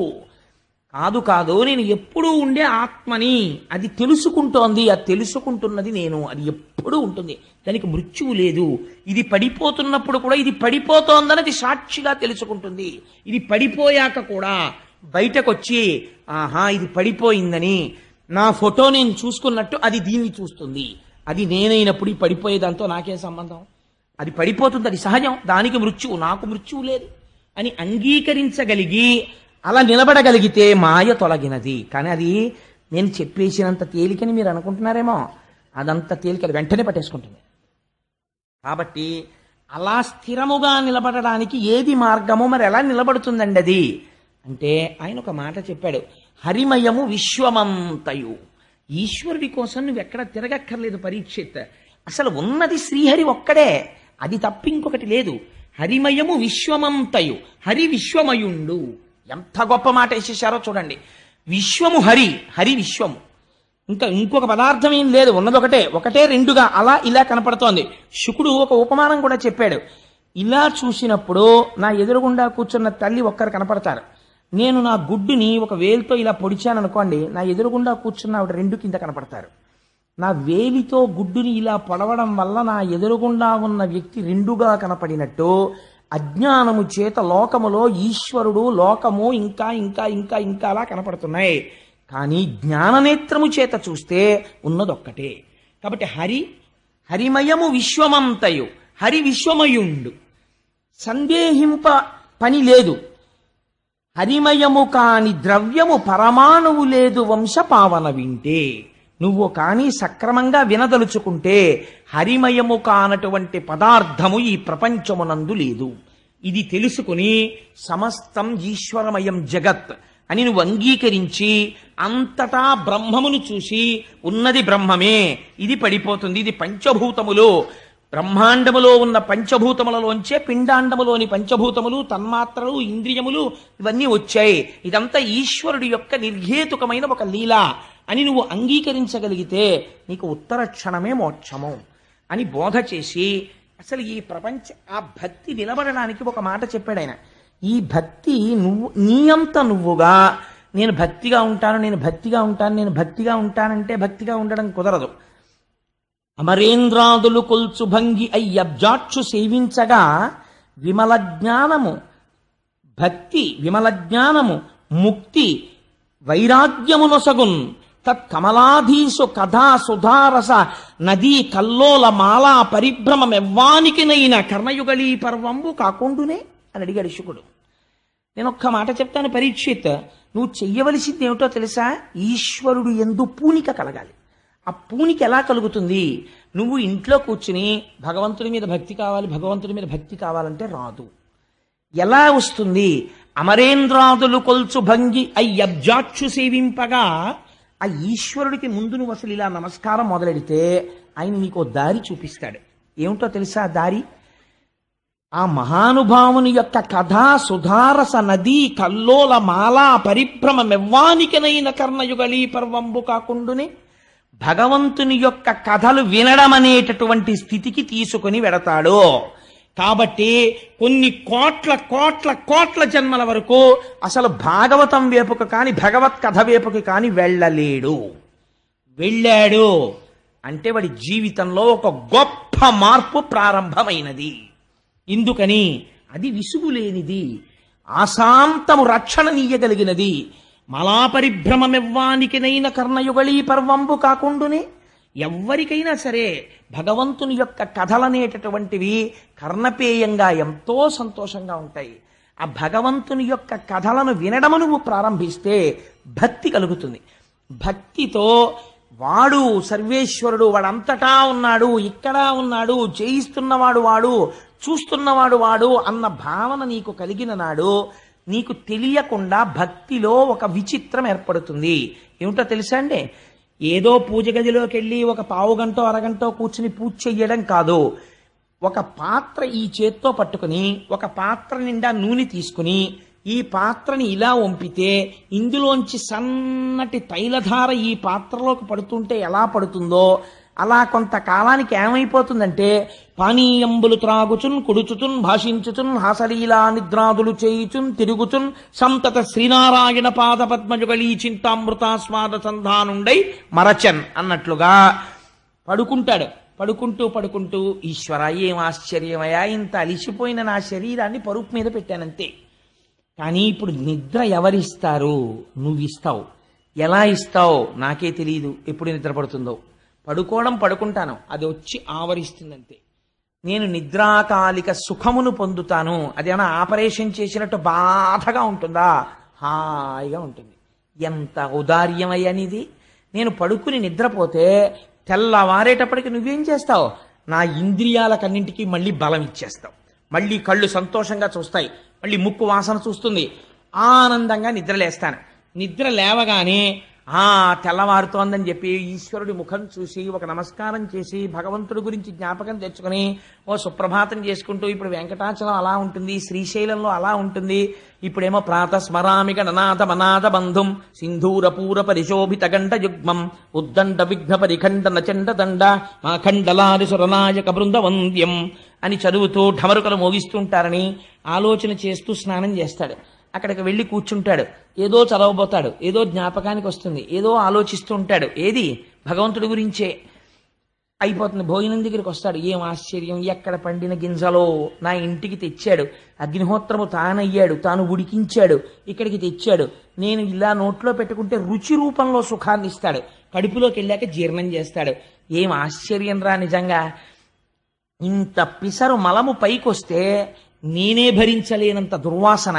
అటువంటి మలము నా శరీరంలో ఉండగా 9 రంధ్రములున్నటువంటి శరీరంలో 2 కళ్ళు, 2 ముక్కులు, 2 చెవులు, నోరు 7, మలద్వారం 8, మూత్రద్వారము 9 రంధ్రములున్న బుడగలోంచి దుర్వాసన రాకుండా శాసనం చేస్తున్నాడు. ఇంట్లో ఒక్క వెలగపండు ఉంటే వాసన వచ్చేస్తుంది, లోపల ఇన్ని మలమూత్రాలుంటే ఇంత వాసన పైకి రాకుండా కాపాడుతున్నాడు. ఏం ఆశ్చర్యమయ్యా ఈశ్వర, ఏమిటయ్యా నీ లీల, నిజంగా ఎంత ఉపకారం చేస్తున్నావయ్యా అంటాడు. ఇప్పుడు మీరు చెప్పండి, ఈ భక్తికి ఒక నియమము, ఒక సమయము అవసరమా? స్వప్నమునందు కూడా, కలలో కూడా ఇదే ఏదో ఆలోచిస్తుంటాడు. ఎందుకని అలవాటు అయిపోయింది ఆ మనస్సుకి. ఆ మనస్సు ఎక్కడ చేరింది? భాగవతానికి ఉన్న రహస్యం ఇదే. మనస్సుకుండేటటువంటి చాలా గొప్ప బలము, చాలా గొప్ప బలహీనత ఒక్కటే గుర్తుపెట్టుకోండి. అది తెలుసుకోకుండా భాగవతం వింటే అసలు అర్థం లేదు. మనస్సుకున్న చాలా గొప్ప బలం ఏమిటో తెలుసా అండి? అదే బలహీనత కూడా. మీరు ఉండమన్న చోట అది ఉండదు. మీరు మనస్సుని తీసుకెళ్ళి, రేపు సత్యనారాయణ స్వామి వారి వ్రతం చేస్తాం కదా, సుబ్రహ్మణ్య శర్మ గారు ఎలా చదువుతారో మీరు చూద్దరు, కానీ ఒక్కొక్క గ్రహాన్ని పిలుస్తారు, ఎలా పిలుస్తారో. మనం నిజంగా దృష్టి పెట్టి వింటూ ఉంటే ఆ ఆభరణాలు, ఆ దుస్తులు, ఆ రథం, వాళ్ళు ఎక్కొస్తూ ఉంటారు. నిన్ననే ఆ లోపల సుబ్రహ్మణ్య శర్మ గారు మల్లాని చంద్రశేఖర శాస్త్రి గారు ఉటంకిస్తూ ఒక మాట అనుకున్నాం. మీరు పెట్టే అక్షతాగ్రహం, వక్కాగ్రహం, డబ్బాగ్రహం, శబ్దశక్తికి వస్తారు దేవతలు, వచ్చి కూర్చుంటారు అక్కడ. అంత జాగ్రత్తగా నడవాలి ఆ కార్యక్రమం. అందుకని పాపం గోపాలకృష్ణ గారు నిన్న రాత్రి కూడా కూర్చున్నది. అంత అందంగా జరగాలని దాని గురించి పెద్ద ఎక్సర్సైజ్. ఎందుకని అంత అందంగా చెయ్యాలి కార్యక్రమం రేపు భీష్మే కాల్చినాడని. సరే, ఇంతకీ ఆ విషయం నేను ఎందుకు చెప్పానంటే, మీ శ్రద్ధ, ఆ శ్రద్ధ చేత ఏమవుతుంది, స్వప్నమునందు కూడా దాని యందే మనస్సు తగులుకొని ఉంటుంది. అనుషంగికముగా ఇతర వ్యాపారములు నడుస్తుంటాయి, కానీ లోపల మాత్రం ఎప్పుడు దాని యందే నిలబడిపోయి ఉండిపోతాడు. ఇది ఎలా ఉంటుంది అంటే, రమణ మహర్షి ఒక గొప్ప ఉదాహరణ చెప్తారు.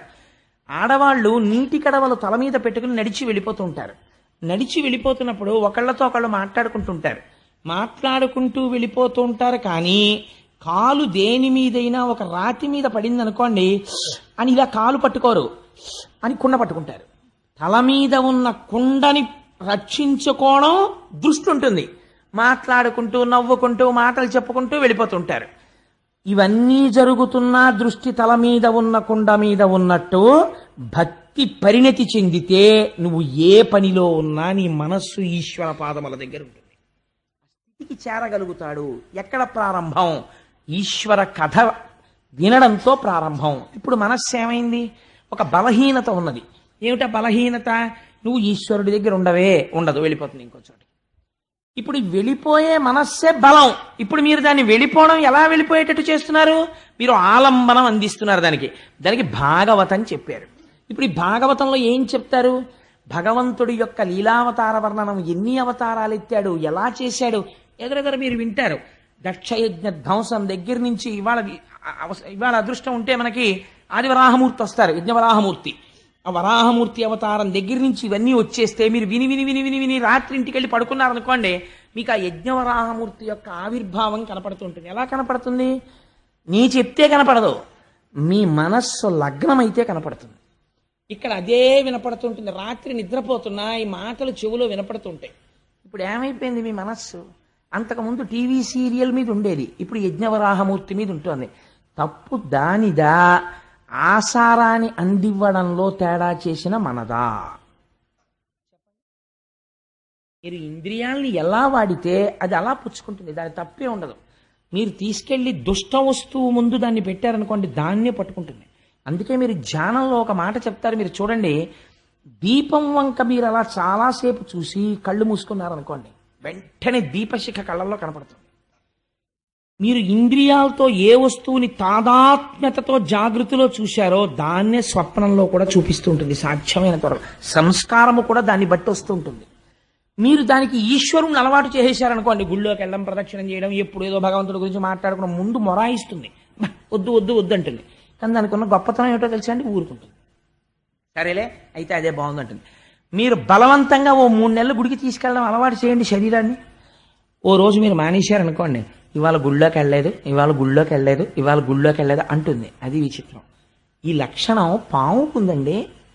ఇలా మనిషి కనపడితే బుస్సుమనే పాము 10 మాటలు పాముల వాడు అలవాటు చేస్తే అంతమంది మనుషులు చుట్టూ కూర్చున్నా సరే వాడు ఊతుంటే అది పడగ విప్పలా ఆడుతుంది. ఒక పావుకి అలవాటైంది మన మనస్సుకు అలవాటు చేయలేకపోతే దోషం ఎవరిది? మనదే. మన యందు ప్రయత్నం లేదు. దీన్ని శుకుడు ఎత్తి చూపిస్తున్నాడు భాగవతంలో. అందుకని మనస్సుకి ఆలంబనం ఇస్తుంది భాగవతం, మారుస్తుంది మనసుని, ఈశ్వరుడి వైపుకి తిప్పుతుంది. ఇది అందరూ పొందగలరా? ఈ అదృష్టం పొందాలంటే పుణ్యబలం ఉండాలి, ఈశ్వరానుగ్రహం ఉండాలి. ఎవరికి అనుగ్రహం ఉంటుందో వాళ్ళనే ఆయన అడ్మిట్ చేస్తాడు, అందరినీ తీసుకొచ్చి కూర్చోపెట్టాడు. శుకుడి దగ్గర పరీక్షిత్తుని మాత్రమే వినేటట్టు చేశాడు. ఎవరెవరికి ఈశ్వరుడు అనుగ్రహిస్తే వాళ్ళు మాత్రమే భాగవతం వినగలరు తప్ప అందరూ భాగవతం వింటారనే నమ్మకం ఉంటుందా అంటే ఉండకపోవచ్చు. అందుచేత నువ్వు భగవత్ కథాశ్రవణముతో ప్రారంభము చెయ్యి. ఈ సమస్త జగత్తుని సృష్టించిన వాడు ఆయనే. ఒక మాట చెప్తాడు చిట్ట చివర, ఒకానొక స్థితిలో ఈ అయోమయం ఎవరి వరకు వెళ్ళిందో తెలుసా? నాభికమలంలోంచి చతుర్ముఖ బ్రహ్మగారు పుట్టారు. అప్పటికి సృష్టి లేదు, లోకములన్నీ నీటితో నిండిపోయి ఉన్నాయి. ఈ నీటితో నిండిపోయి ఉన్నటువంటి లోకముల యందు తాను ఏమి సృష్టి చెయ్యాలో ఆయనకి ఏం అర్థం కాలేదు. చుట్టూ చూశాడు, అసలు నేనన్నవాడిని ఒకడిని వచ్చాను కదా, కాబట్టి నన్ను కన్నవాడన్నవాడు ఉండాలి కదా, వాడు ఏడి అని చూశాడు. చుట్టూ ఏమీ లేదు, నీళ్లున్నాయి, జలప్రళయం అయిపోయింది. కంగారు పడ్డాడు, ఏమిటి చెయ్యాలి సృష్టి? నేను ఏదో సృష్టి చెయ్యాలనిపించింది ఇచ్చిన పదవిని బట్టి. అంటే ప్రేరణ ఎక్కడి నుంచి వచ్చింది? ఈశ్వరుల్లోంచి వస్తోంది. ఏమిటి సృష్టి చేస్తాను, ఎలా సృష్టి చేస్తాను అని ఆలోచిస్తున్నాడు. ఒక మాట వినపడింది పైనుంచి. ఎక్కడి నుంచి వినపడిందో తెలియదు. తపా తపా అంది. తపించు తపించు అంది. తపించాడు. తపించడం అంటే ఏంటి? ధ్యానమగ్నుడై ఈ మాట ఎవరిది వినపడిందో వారి దర్శనమునపేక్షించాడు. అలా తపించగా తపించగా శ్రీమన్నారాయణ దర్శనమైంది. దర్శనమై నువ్వు ఇలా సృష్టి చెయ్యి అని వేదములనిచ్చి బ్రహ్మగారికి ఆదేశం ఇచ్చాడు. అప్పుడు చతుర్ముఖ బ్రహ్మగారు సృష్టి చెయ్యడం ప్రారంభం చేశాడు. ఈ చతుర్ముఖ బ్రహ్మగారు సృష్టి చేయడం ప్రారంభించడంలో ఒక గమ్మత్తైనటువంటి ప్రక్రియ జరిగింది. అంటే నేను స్కందంలో వచ్చేటటువంటి ఆఖ్యానములను కాస్త కలుపుకోవడానికి అవకాశం ఉండే రీతిలో ఆ కథాభాగాన్ని కొద్దిగా మలుపు తిప్పుకుంటున్నాను. దాన్ని మీరు కొద్దిగా గమనించండి. అంటే ఎవరైనా ఇంటికి వెళ్ళి గ్రంథపఠనం చేసే అలవాటు ఉన్న వాళ్ళు ఉంటే వాళ్ళకి తెలియడం కోసం అని చెప్తున్నాను. అంటే 45 రోజుల్లో నిజంగా భాగవతంలో కనీసం ప్రధాన విషయాలు పూర్తి చేయాలన్నా దానికి ఏదో ఒక దారి వెతకాలి కదా మరి. అందుచేత అలా బ్రహ్మగారు సృష్టి చేయడంలో ఆ బ్రహ్మము నుండి సృష్టి వెలువడింది. రకరకములైనటువంటి సృష్టి చేశాడు ఆయన. సృష్టి చేయడంలో కూడా ఒక గమ్మత్తు జరిగిందండి. ఆయన మొట్టమొదట సనక, సనందన, సనత్కుమార మొదలైనటువంటి వాళ్ళని సృష్టించాడు.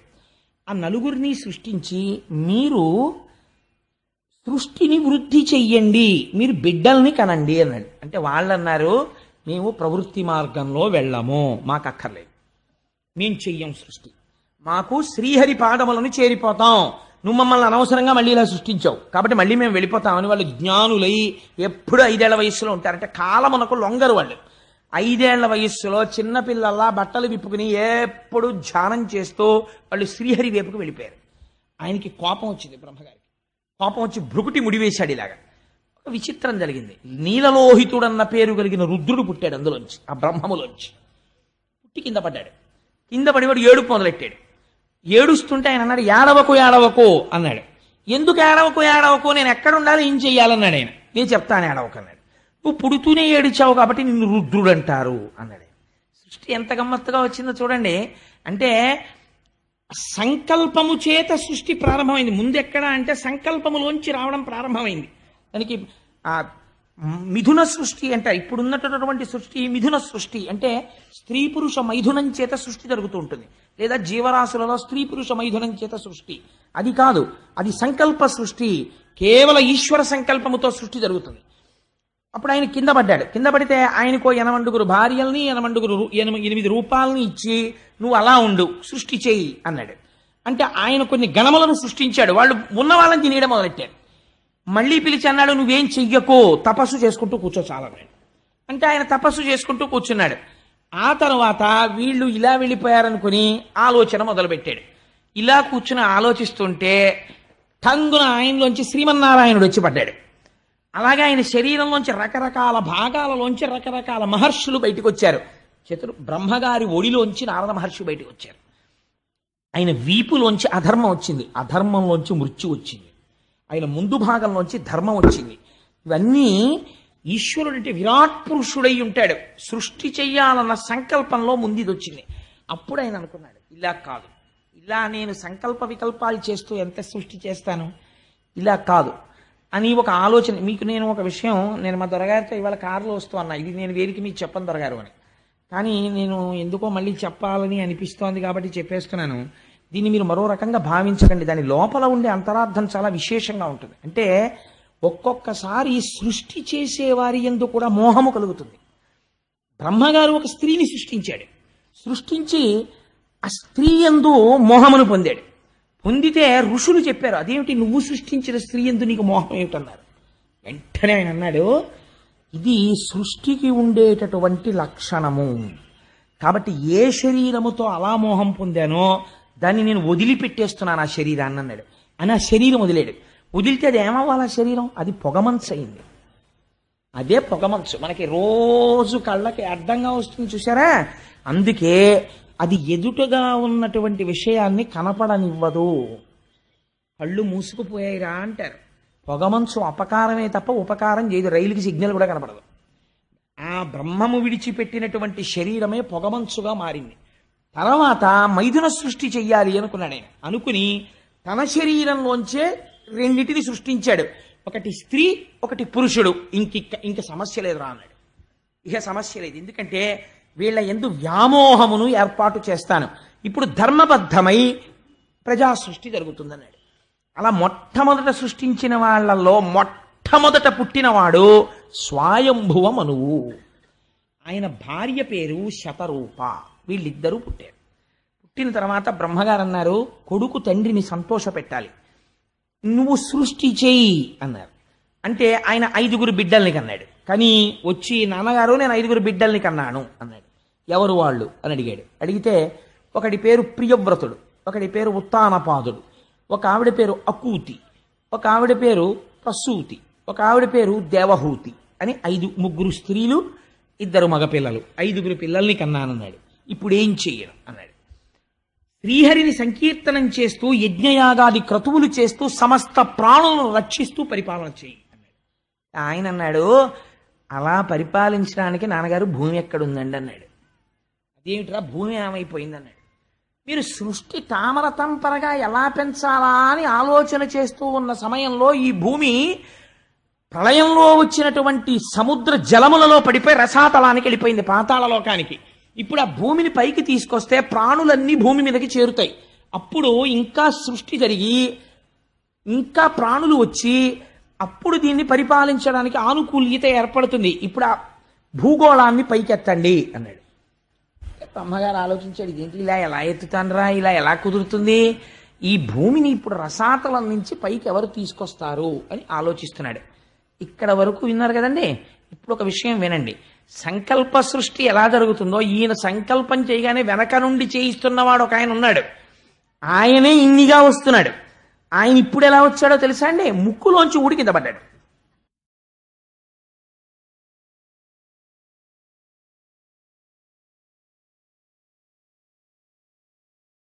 యథార్థమైనటువంటి విషయం. ఇవన్నీ మీకు చిత్రంగా ఉన్నట్లుగా అనిపిస్తాయి, కానీ పరమ యథార్థములు.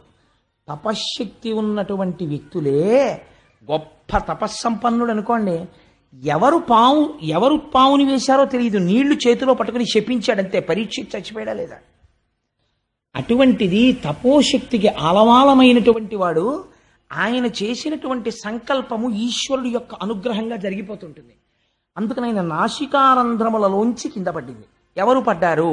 ఒక చిన్న వరాహమూర్తి ఒకటి కింద పడింది. అది పడడంతో యజ్ఞవరాహమూర్తి అర్ధి అంగుష్టమాత్ర దేహంబుతోడ వియత్తల స్థాయి ఎగుచు భూరి గజ ప్రమాణమయ్యే అచటనున్నవారల చూపులకు అద్భుతముగా. ఆ నాసికారంధ్రంలోంచి కింద పడినటువంటి ఈ వరాహం ఒక కొండంత అయిపోవడం మొదలెట్టింది దంష్టలతోటి. అయిపోయి ఇది ఇప్పుడు అడుగులు తీసి అడుగులు వేయడం మొదలెట్టింది. దీనికి ఎవరు ఏం చెప్పలేదు నువ్వు ఇలా చెయ్యాలని. అందరూ ఆశ్చర్యపోతారు, ఇది ఎక్కడి నుంచి వచ్చిందిరో అని చూస్తున్నారా ఉన్నవాళ్ళు ఋషులు. వాళ్ళకి అర్థమైంది, ఈ సంకల్పమును అనుసరించి భూగోళాన్ని పైకెత్తడానికి ఈశ్వరుడు ఎవడు మొట్టమొదటి నుంచి చివరి వరకు ఉంటున్నాడో వాడు వచ్చాడు. అంటే మొదటి అవతారము వచ్చినది. ఇప్పుడు ఎవరొచ్చారు? అసలు మనం అందరం ఉండడానికి కావలసినటువంటి భూమిని పైకెత్తి మనకి నివాసం ఇవ్వడానికి ఈశ్వరుడు ఈ రూపమును పొంది వచ్చి ఉన్నాడు. ఎంత కృతజ్ఞులమై ఉండాలి ఆయనకి. ఇవాళ మనం ఉన్నామంటే ఆయన కృతజ్ఞత. ఇది మొదటి అవతారంగా వచ్చేసింది. ఇది యజ్ఞవరాహం కింద వచ్చింది. వస్తూ ఏం చేసింది? అడుగులు తీసి అడుగులు వేస్తోంది. వేస్తూ సముద్రంలో దూకింది. దూకితే పెద్ద చప్పుడు వచ్చింది. అది మూపు పెట్టి వెతుకుతోంది భూమి కోసం. వెతుకుతూ వెతుకుతూ ముఖం నిండా నీళ్లు అంటుకుపోతే పైకెత్తి ఇలా ఇలా అంది. అంటే అవి వెళ్ళి కొన్ని రాజ్యాల్లో పడ్డాయి. రేపు విందురుగాని కర్దమ ప్రజాపతి దేవహూతి వస్తుంది. అక్కడ విందురుగాని ఎక్కడెక్కడ పడ్డాయో, ఎక్కడెక్కడ క్షేత్రాలు అయ్యాయో ఆ నీళ్లు పడ్డాయి. పడితే ఋషులందరూ వెళ్ళి ఋగ్యజు సామవేదములతో స్తోత్రం చేస్తూ ఆ నీళ్లు మీద పడేటట్టు నించున్నారు. ఎందుకని? ఈ కంటికి గోచరం అవని వాడు రక్షించడం కోసమని ఒక విచిత్రమైన మూర్తిగా వచ్చాడు. వచ్చి నీటితో తడిసిన దేహంలో ఉన్న నీటిని చిమ్ముతున్నాడు. ఇది మానసికముగా మీ మీద పడాలి. ఇప్పుడు యజ్ఞవరాహమూర్తి మీద ఉన్న నీరు మీరు ఇక్కడ దర్శనం చెయ్యాలి. చేస్తే పడుతుందని. అందుకే అది యజ్ఞవరాహం, పైకి వరాహం కాదు. అది ఎలా వస్తుంది? ఇక్కడ వరకు విన్నారు కదండి, ఆగండి అలాగా, ఓసారి వెనక్కి వెళ్ళండి. ఇప్పుడు అడిగాడు ఒక ప్రశ్న. ఎవరు అడిగారు? విదురుడు అడిగాడు మైత్రేయుణ్ణి. ఎందుకు అడిగాడు అంటే, విదురుడు కురుసభలో ఉండగా అవమానం చేశారు ఆయన్ని. అవమానం చేస్తే ఆ విదురుడు బయలుదేరి వెళ్ళిపోయాడు. వెళ్ళిపోయి ఉద్ధవుడి దగ్గరికి వెళ్ళి ఉద్ధవుడిని అడిగాడు, కృష్ణ భగవానుడు ఎక్కడున్నాడు అని. అంటే ఉద్ధవుడు చెప్పాడు, కృష్ణుడు నిర్యాణం చెందాడు, యాదవులందరూ వెళ్ళిపోయారు. మరి నువ్వు యాదవుడవు కదా, ఎందుకు ఉండిపోయాడని అడిగాడు పరీక్షిత్ శుకుణ్ణి. అడిగితే కృష్ణుడికి ఏ జ్ఞానం ఉందో అది ఉద్ధవుడికి ఉంది. కృష్ణుడి తర్వాత లోకానికి చెప్పడం కోసం ఉద్ధవుడిని ఉంచేశాడు భూమి మీద. అందుకని చెప్పి ఆ ఉద్ధవుడు బదరికాశ్రమానికి వెళ్ళిపోమ్మని శ్రీమన్నారాయణ ఆదేశాన్ని అనుసరించి వెళ్ళిపోతున్నాడు. వెళ్ళిపోతుంటే విదురుడు వెళ్ళి, నువ్వు శ్రీమన్నారాయణుడి దగ్గర కృష్ణుడి దగ్గర నేర్చుకున్నటువంటి భాగవత జ్ఞానం నాకు చెప్పమని అడిగాడు. అడిగితే నా దగ్గరే కాదు, అది మైత్రేయుడికి కూడా చెప్పాడు. మైత్రేయుడు హరిద్వారంలో ఉన్నాడు, అక్కడికి వెళ్ళి వినమన్నాడు. గంగపడిన చోటైన హరిద్వారం దగ్గరికి వెళ్ళి హరిద్వారంలో భాగవత జ్ఞానాన్ని విన్నాడు. విన్నప్పుడు ఒక విచిత్రమైన ప్రశ్న వేశాడు. ఇంతవరకు బానే ఉంది. యజ్ఞవరాహం వచ్చినప్పుడు ఒక ఈయన ఎంత గొప్ప మూర్తో అంత గొప్ప రాక్షసుడు వచ్చాడు నీళ్లలోంచి. వాడు అనవసరంగా వచ్చి ఈయన మీద కలిగిపడ్డాడు. వీళ్ళందరూ స్తోత్రం చేస్తున్నాడు, వాడు ఒక్కడే కలిగిపడ్డాడు. ఈయన వాడిని చంపి అవతల పారేశాడయా అన్నారు. ఆ వచ్చిన వాడెవడు, ఎందుకు వచ్చాడు, అందరూ నమస్కారం చేస్తే వాడొక్కడు యుద్ధం చేయడం ఏమిటి, అసలు అదేదో చెప్పు నాకు అన్నాడు పరీక్షిత్. అంటే శుకుడు, ఇలా అడిగేవాడి కోసమే నేను చూస్తున్నానయా, చెప్తాను వినన్నాడు. ఇప్పుడు మీరు ఇక్కడి నుంచి జాగ్రత్తగా వినండి. ఇప్పుడు అంటే మీకు సౌకర్యం కోసం నేను కథాభాగాన్ని కొద్దిగా మలుపులు మార్చుకుని చెప్తున్నాను, తేలిగ్గా అందుతుందని. ఒకప్పుడు కశ్యప ప్రజాపతి తన భార్యలు, ఆ కశ్యప ప్రజాపతికి 13 మంది భార్యలు. 13 మంది భార్యలతోనూ ధర్మబద్ధమైనటువంటి జీవితాన్ని కొనసాగిస్తున్నాడు. ఒకరోజు సాయంకాలం ఆయన అగ్నికార్యం చేసుకుంటున్నారు. అసుర సంధ్య వేళ ప్రారంభమైంది. అసుర సంధ్య వేళ అంటే దాన్ని సంధికాలం, పగలు కాదు రాత్రి కాదు. సూర్యాస్తమయం అంటాం కానీ సూర్యుడికి అస్తమయం లేదు కదండి, భూమి తిరుగుతుంది. అందుకని సూర్యుడి యొక్క వెలుతురు భూమి మీద ప్రసరించని సమయము, చంద్రోదయము కాని సమయము, దీన్ని ఉత్తర సంధ్య అంటారు. ఈ ఉత్తర సంధ్య పూర్వ సంధ్య కన్నా పవిత్రం. ఈ ఉత్తర సంధ్యలో 3 పనులు మాత్రం ఎట్టి పరిస్థితుల్లో చేయకూడదు, శాస్త్రంలో నిషిద్ధం. చీకటి పడే వేళ, పగలు పూర్తయ్యే వేళ, ఈ రెండిటికి నడుమ ఉన్న ఉత్తర సంధ్యలో పొరపాటున కూడా 3 పనులు చేయరాదు. ఏమవి? 1, భుజించరాదు, తినకూడదు. కలియుగం వచ్చిందని గుర్తేమిటి? ధర్మభ్రష్టత్వం. బళ్ళ ముందు కూడా నిలబడి ఎడం చేతిలో పెట్టుకు తినేస్తూ ఉంటాం అసుర సంధ్య వేళలో. వేళావేళలు లేవు కాబట్టి 1 తినడం నిషిద్ధం. అది ఉగ్రవేళ. మనస్సునందు క్రౌర్యముతో కూడిన ఆలోచనలు వస్తాయి, 6వ వంతు మనస్సై. 2వదేది నిద్రించరాదు. 3వదేది మైథునము జరపరాదు. ఈ 3 నిషిద్ధాలు.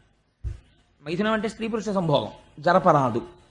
కానీ గమ్మత్తు ఏమైందంటే, కశ్యప ప్రజాపతి అగ్నికార్యం చేసుకుంటున్నారు. ఆయన సాక్షాత్తుగా రాశీభూతమైనటువంటి తపశ్శక్తి, అటువంటి మహానుభావుడు.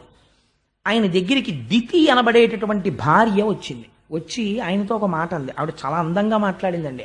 ఆవిడ మామూలుగా మాట్లాడలేదు. ఆవిడంది, నా మీద మన్మధుడు బాణప్రయోగం చేశాడు. నేను ఆ బాణప్రయోగపు తాకిడికి నేను తట్టుకోలేక నిలువెల్లా కదిలిపోతున్నాను. నీవు నా భర్తవి, అందుచేత నువ్వు నన్ను అనుగ్రహించి నాలో కలిగినటువంటి ఈ కామావేశమునకు ఉపశాంతిని కల్పించు అని చెప్తూ ఆవిడ ఒక మాట చెప్పింది. నేను ఇలా అడగడం వెనకాతల ఒక రహస్యం ఉంది అని. ఏమిటి అన్నాడు కశ్యపుడు. అంటే అనధర్మపత్ని వలనను మునుకొని తా పుత్రరూపమున ఉదయించున్, దీపించిన దీపముచే దీపము రెండు కాదే సికి ఒకటయ్యున్. అంటే కామాన్ని ధర్మంతో కలిపే ప్రయత్నం చేసింది దితి. ఆవిడ ఆ స్థితిలో దోషం పట్టలేము. ఆవిడంది, 13 మంది భార్యలు ఉన్నారు నీకు, మేమందరం ఏకగర్భ సంజాతులం, ఒక తల్లి పిల్లలం. 13 మందిని ప్రజాపతి నీకు ఇచ్చి పెళ్లి చేశాడు. అందులో 12 మందికి సంతానం కలిగారు, ఇంకా నాకు సంతానం కలగలేదు. సాధారణంగా భార్యాభర్తల యొక్క అనుబంధంలో ఒక గొప్ప సిద్ధాంతం ఉంది, ఆత్మావై పుత్రనామాసి. భర్త అపురూపముగా ఇచ్చేటటువంటి కానుక భార్యకు ఏది అంటే తానే తన భార్య కడుపున మళ్ళీ ఉదయిస్తాడు. కాబట్టి ఏమైంది, తానే పుత్రరూపముగా తన భార్యలోంచి పైకొస్తున్నాడు. ఇది ఎట్లా ఉంటుందో తెలుసా? ఆవిడంది, తన ధర్మపత్ని వలనను మునుకొని తా పుత్రరూపమున ఉదయించున్. పురుషుడు తన ధర్మపత్నితో సమాగమం చేసి తానే కొడుకుగా పైకి రావాలి. అది ధర్మం, ధర్మపత్ని విషయంలో. ఇది దీపించిన దీపముచే దీపము రెండు కాదే సికి ఒకటయ్యున్. ఒక దీపాన్ని పట్టుకెళ్ళి ఇంకో దీపాన్ని వెలిగిస్తాం, 2 జ్యోతులు వెలుగుతున్నట్టు కనపడుతుంది. కానీ ఒత్తుల యొక్క పొడుగు పొట్టి ఉండొచ్చు, ప్రమిద ఒకటి ఎర్రగా ఉండొచ్చు, ఒకటి నల్లగా ఉండొచ్చు, నూనె ఒక దాంట్లో ఎక్కువ ఉండొచ్చు, తక్కువ ఉండొచ్చు. కానీ సమాన ధర్మం ఉన్నది మాత్రం ఒకటి ఉంది. ఏది? శిఖి. ఆ దీపం చివర వెలుగుతున్న జ్యోతి మాత్రం ఒకటే. దానిది అదే జ్యోతి, దీనిది ఇదే జ్యోతి. ఈ జ్యోతికి ఆ జ్యోతికి తేడా లేదు. కాబట్టి తండ్రికి కుమారుడికి భేదం లేదు. తండ్రికి కుమారుడికి భేదం లేకపోయినా రెండుగా కనపడేటట్టు చేయగలిగిన శక్తి ప్రపంచంలో ధర్మపత్ని ఒక్కతే. ఆవిడ మాత్రమే అధికారమును పొంది ఉంటుంది. తన భర్తని కొడుకుగా ప్రపంచమునందు నడిచేటట్టు చేయగలదు, ఆయన తేజస్సుని తాను గ్రహించి. కాబట్టి నేను నీ తేజస్సుని నా యందు ప్రవేశపెట్టమని అడుగుతున్నాను. ధర్మమునకు లోపం ఎక్కడుంది? నాకు సంతానమును కటాక్షించు. ఎంత ధర్మబద్ధంగా అడిగింది చూడండి. ఆయన అన్నాడు, నిజంగా భార్యాభర్తలంటే ఇలా మాట్లాడుకోవాలా అనిపిస్తుంది ఒక్కొక్కసారి. భాగవతం చదువుతుంటే, కావ్యాలు చదువుతుంటే, పురాణాలు చదువుతుంటే. ఆయన అన్నాడు, భార్య అంటే ఎవరో తెలుసా దితి? భార్య ఉన్నవాడంత అదృష్టవంతుడు ప్రపంచమునందు లేడు. ఎందుచేతనో తెలుసా? శత్రువులు వచ్చినా సరే దుర్భేద్యమైనటువంటి దుర్గమునందు కూర్చున్న రాజు ఎంత ధైర్యంగా ఉంటాడో, ఇంద్రియముల యొక్క అలజడిని ధర్మబద్ధము చేయగలిగినటువంటి భార్య దుర్గము వంటిది. ఎందుకని? భార్య యందలి కామము ధర్మబద్ధమైన కామమై పుత్రరూపమైన అర్థముగా మారిపోతోంది. ధర్మపత్ని వలన ధర్మబద్ధమైన కామము ధర్మబద్ధమైన పుత్రరూపమైన అర్థమునిచ్చి మోక్షము వైపుకి నడిపిస్తోంది ఆయన గయాశ్రాద్ధం పెట్టడం వల్ల. కాబట్టి భార్య అనేది సముత్కృష్టమైనటువంటి స్థానమును అధిరోహించి ఉన్నది. నీ వంటి భార్యని పొంది ఉండడం నా అదృష్టం. ఒకసారి భార్యని పొందిన తర్వాత ఇంటి నిర్వహణ బాధ్యత అంతా భార్య చూసుకుంటుంది. తాను హాయిగా ధర్మకార్యాచరణమునందు పురుషుడు ప్రవర్తిస్తాడు. అదేమిటంటే మరి పాపం అలా ఆడవాళ్ళని ఇబ్బంది పెట్టేయచ్చా? పురాణాలని మీరు అనుకోక్కర్లేదు. ఆయన ధర్మం చేసేసుకుంటాడు, ఆవిడ వంట చేసుకుంటుందా అని. ఈయన చేసినటువంటి ప్రతి పుణ్యంలో సగభాగం ఆవిడ ఖాతాలో వేసేస్తారు. ఆవిడ చేసిన పుణ్యంలో సగభాగం ఈయనకి వెయ్యరు ధర్మశాస్త్రంలో. పాపానికి ఎందుకు భయపడమని చెప్పిందో తెలుసా అండి? పురుషుడు తాను పాపకర్మ చేసి ఏదైనా తీసుకుని ఇంట్లో తీసుకొచ్చి పెట్టాడు అనుకోండి, దాంట్లోంచి భాగం భార్యకు కానీ పిల్లలకు కానీ వేరు. మొత్తం ఫలితం తీసుకెళ్ళి ఆయన ఖాతాలో వేస్తారు. ఆయన శరీరం పడిపోయిన తర్వాత ఆయన తెచ్చిందంతా వీళ్ళందరూ పంచుకున్నారనుకోండి, వాళ్ళకేమీ తప్పేమీ తీసుకొచ్చి పెట్టరు, వాళ్ళు అనుభవించవచ్చు. పాపం మొత్తం మూట కట్టుకుని ఎవరెడతారో తెలుసా అండి? పట్టుకొచ్చిన వాడు ఒక్కడే పట్టుకెళ్తాడు, ఉత్తర జన్మల్లో అనుభవిస్తాడు. ఇక్కడేమైంది? చేసుకున్న పుణ్యం ఉంది, అది మాత్రం భార్యకి సగం వేస్తారు. ఎందుకంటే నువ్వు బతికి ఉండాలంటే, నువ్వు పుణ్యం చేయాలంటే ఆవిడ అన్నం వండి పెట్టింది, ఆవిడ చేసుకోవడం మనిషి పూజ, అందుకని సగం ఆవిడికే అండి శాస్త్రం. అందుకే యోగ్యుడైన వరుణ్ణి చూడండి, యోగ్యుడైన వరుణ్ణి చూడండి అంటే అర్థం ఏమిటో తెలుసా అండి? భగవద్భక్తి కలిగిన కుటుంబంలోంచి వరుణ్ణి తీసుకొస్తారు. ఆయన ఎప్పుడు ఈశ్వరార్చన నిపుణుడై ఉంటే ఆ సగం ఫలితం వెళ్ళి ఆవిడ ఖాతాలో పడితే ఉత్తర జన్మల్లో ఆవిడ ఎంత గొప్ప స్థితినో పొందుతుంది. అందుకని భగవద్భక్తుడికి ఇచ్చి చెయ్యడం కోసమని వెతుకుతారు. కాబట్టి నీ వంటి భార్య దొరకడం నాకు చాలా సంతోషం. కానీ దితి, ఒక్క మాట చెప్తాను విను. తరుణి, నేను ఒక్క మాట చెప్తాను. ఇది సంధ్యాకాలము. ఈ కాలమందరయన్ భూతగణావృతుండగుచు కామారాతి లీలన్ సంచరించుట అభావ్యంబయ్యే. కాన ఈ ఉగ్రకాలమునందు అరయన్ నిషిద్ధ కర్మంబగు ఎలా ధర్మమున్ వీడగన్ అని అడిగాడు కశ్యప ప్రజాపతి. ఇది ఉగ్రవేళ అంటారు. అసుర సంధ్య వేళలో పరమశివుడు వృషభవాహనాన్ని అధిరోహించి భూమండలం మీద తిరుగుతాడు. ఆయనకి స్వపర భేదములుండవు. ఆయన వితతస్రస్తకేశుండు, తల దువ్వుకోడు జుట్టిలా పడిపోయి ఉంటుంది, పులుకల మాల మెళ్ళో వేసుకుని తిరుగుతుంటాడు. ఆయన భూమండలాన్నంతటినీ చూస్తాడు. అసుర సంధ్య వేళలో ప్రతి ప్రాణి వంక చూస్తాడు. ఈ సమయంలో ఆయన వెనకాతల భూతగణాలు వెడుతుంటాయి. వాళ్ళు చాలా ఉగ్రమూర్తులై ఉంటారు. వాళ్ళకి ఆ సమయంలో శివుడి పట్ల అపచారముగా ఎవరైనా ప్రవర్తిస్తే శంకరుడు ఊరుకోవచ్చేమో, కానీ ఆయన చుట్టూ ఉన్నటువంటి గణములు అంగీకరించవు. చాలా తీవ్రమైన ఫలితాన్ని ఇచ్చేస్తారు. నీ అక్క చెల్లెలు సతీదేవి పరమశివుడు భార్య అనుకుంటున్నావేమో, ఆయనకి అలాంటి భేదాలున్నావు. ఆయన మహాజ్ఞాని, తెలియనివాడు, కొన్ని కోట్ల జన్మలు ఎత్తవలసినటువంటి వాడు, జ్ఞానము లేనివాడు శంకరుణ్ణి చూసి ద్వేషించి మాట్లాడతాడు. జ్ఞానము రావాలంటే శంకరుడి వల్లే వస్తుంది. ఆయన పరమ పవిత్రుడు. అటువంటి శంకరుడికి నమస్కరించి మర్యాదగా ప్రవర్తించాలి. ఈ ఉగ్రవేళన్ రమించన్ నిషిద్ధ కార్యం బగు. శంకరుడు వృషభవాహనారూఢుడై వెడుతుంటే భార్యాభర్తలు సంగమిస్తే ఆయన ఆగ్రహానికి కారణం అవుతుంది. అందుచేత ఈ కాలమందరయన్ మంచిది కాదు. అందుచేత కొంతసేపు తాళు. తరుణీ, ఒక్క ముహూర్తముండు, ఒక్క ముహూర్త కాలం వేచి ఉండు. నీకు కలిగినటువంటి కోరికని భర్తగా నేను తీరుస్తాను అన్నాడు. అంటే ఆవిడికి అటువంటి బుద్ధి కలిగింది. దితికి ధర్మభ్రష్టత్వం ఎక్కడొస్తుందో మీరు గమనించాలి భాగవతంలో. ఆవిడ ఒక వెలయాలు ప్రవర్తించినట్టు కశ్యప ప్రజాపతి యొక్క పంచపట్టి లాగినది. అగితే ఆయన అన్నాడు, ఈశ్వరుడికి నమస్కారం చేసి, నేను ధర్మపత్ని పట్ల ఇంతకన్నా భిన్నంగా ప్రవర్తించకూడదు అని ఆవిడ కోరుకున్న సుఖాన్ని ఆవిడికి కటాక్షించి ఆయన స్నానం చేసి ఆచమనం చేసి ఆయన కార్యమునందు ఆయన నిమగ్నుడైపోయాడు. కొంతసేపు అయిపోయిన తర్వాత దితికి అనుమానం వచ్చింది. చేయరాని పని చేశాను, దీని యొక్క ఫలితము ఉగ్రముగా ఉంటుందేమో అని పరమశివుడికి క్షమార్పణ చెప్పి రుద్రగణాలకి క్షమార్పణ చెప్పింది. కానీ అందులో అప్పటికే జరగవలసిన అపకారం జరిగిపోయింది. భూతగణాల్లో ఇద్దరు చూసేశారు. అది భద్రాభద్రులు అనేటటువంటి వాళ్ళు చూసి ఉగ్రమైనటువంటి ఫలితాన్ని ఇచ్చేశారు. కశ్యప ప్రజాపతి దగ్గరికి వెళ్ళి అడిగింది, అయ్యా, నా కడుపున పుట్టేటటువంటి బిడ్డలు కానీ ప్రమాదం తీసుకురారు కదా అని అడిగింది. కశ్యప ప్రజాపతి అన్నాడు, నేను వద్దని చెప్పాను, నువ్వు వినలేదు. నీ కడుపున పుట్టబోయేటటువంటి ఇద్దరు బిడ్డలు కూడా లోకకంటకులై వాళ్ళు పుట్టగానే ఆకాశం నెత్తురు వర్షిస్తుంది, నక్కలు కూస్తాయి, కొన్ని వేల మంది స్త్రీల కళ్ళంబట నీళ్లు కార్పిస్తారు, ఋషులను, బాలులను, బ్రాహ్మణులను, బ్రహ్మచారులను, వేదాన్ని, దేవతల్ని అవమానపరుస్తారు. చిట్ట చివరికి వాళ్ళు శ్రీహరి చేతిలో అంతమును పొందుతారు. చెప్పేటప్పటికప్పుడు ఆవిడ బావురుమని ఏడ్చింది. ఆఖరికి ఇంత అపఖ్యాత నాకు, దీనికి నివారణోపాయము లేదా అని అడిగింది. అడిగితే కశ్యప ప్రజాపతి అన్నారు, పశ్చాత్తాపమే నివారణోపాయం. నువ్వింత పశ్చాత్తాపడ్డావు కాబట్టి చేసిన దోషం పోదు. కానీ మనవడు మాత్రం మహాభక్తుడైనటువంటి వాడొకడు ఆ హిరణ్యకశిపుల్లో ఒకడికి కొడుగ్గా పుడతాడు. ప్రహ్లాదుడు పుట్టాడు. నీ పశ్చాత్తాపము వలన ఒక మహాపురుషుడు, ఒక మహాభక్తుడు జన్మిస్తాడు. భాగవతం కాలస్వరూపం ఎలా ఉంటుందో, ప్రమాదాలు ఎక్కడి నుంచి వస్తాయో బోధ చేస్తుంది. కాలము ఒక కాలము సాత్వికంగా ఉంటుంది, ఒక కాలము ఉగ్రముగా ఉంటుంది. కాలమును బట్టి వ్యవహరించాలి తప్ప చిత్తము వచ్చినట్లు ప్రవర్తించకూడదు. ఉగ్రవేళ అసుర సంధ్య వేళలో సాయంకాలం వేళ ఒక్క ఈశ్వరనామమే వినాలి.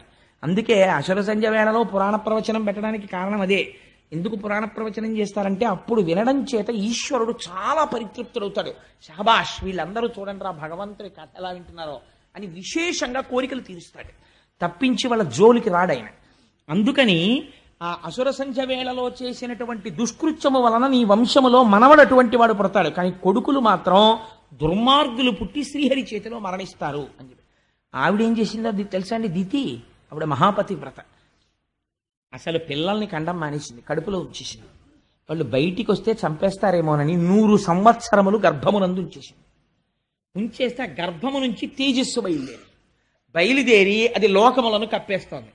కప్పేస్తుంటే అందరూ వెళ్ళి మళ్ళీ మొరబెట్టుకున్నారు. దితి గర్భములోంచి వస్తున్నటువంటి తేజస్సు లోకములను ఆక్రమిస్తోంది. కాబట్టి ఆవిడ బిడ్డల్ని కనేటట్టు చూడమని కశ్యప ప్రజాపతి అన్నాడు, అది సృష్టి విరుద్ధం, నీ బిడ్డల్ని నువ్వు కనమన్నాడు. అప్పుడు హిరణ్యాక్ష హిరణ్యకశిపులు జన్మించారు. కశ్యప ప్రజాపతే పెట్టారండి ఆ పేర్లు. ఎలాగో వస్తుందిగా ప్రహ్లాదోపాఖ్యానం, అప్పుడు చెప్తాను. హిరణ్యకశిపుడికి హిరణ్యాక్షుడికి వాళ్ళిద్దరి పేర్లు ఆయన ఎందుకు అలా పెట్టాడో చెప్తాను. ఆయనకి ముందే తెలుసు వచ్చిన వాళ్ళు ఎలా ఉంటారో. అందుకే హిరణ్య ముందు పెట్టి ఒకడికేమో అక్షి, ఒకడికి కశ్యప్ అని హిరణ్య కశిపుడు, ఒకడికి హిరణ్య అక్షుడు. ఒకటి కనపడ్డనల్లా కన్నుబడిందా తీసుకెళ్లి దాచేస్తాడు. ఒకడికి ఎంతసేపు తానే గొప్పవాడని తన భోగం అనుభవించాలని ఆఖరికి యజ్ఞాలు యాగాలు కూడా తన పేరు మీద చేయించుకుంటాడు. అహంకార మమకారాలే ఇద్దరును. అందుకని ఆ హిరణ్యాక్ష హిరణ్యకశిపులు ఇద్దరు దితి యొక్క గర్భము నుండి జన్మించారు. ఇప్పుడు వీడు పుట్టడంతో దుర్నిమిత్తములన్నీ కనబడ్డాయి. వాడు ఆకాశం అంతెత్తు పెరిగిపోయాడు. ఒక పెద్ద పర్వతం ఎంత ఉంటుందో అంతెత్తు పెరిగిపోయాడు. పెరిగిపోయి వాడికి పుట్టినప్పటి నుంచి ఏమిటి కోరికంటే యుద్ధం.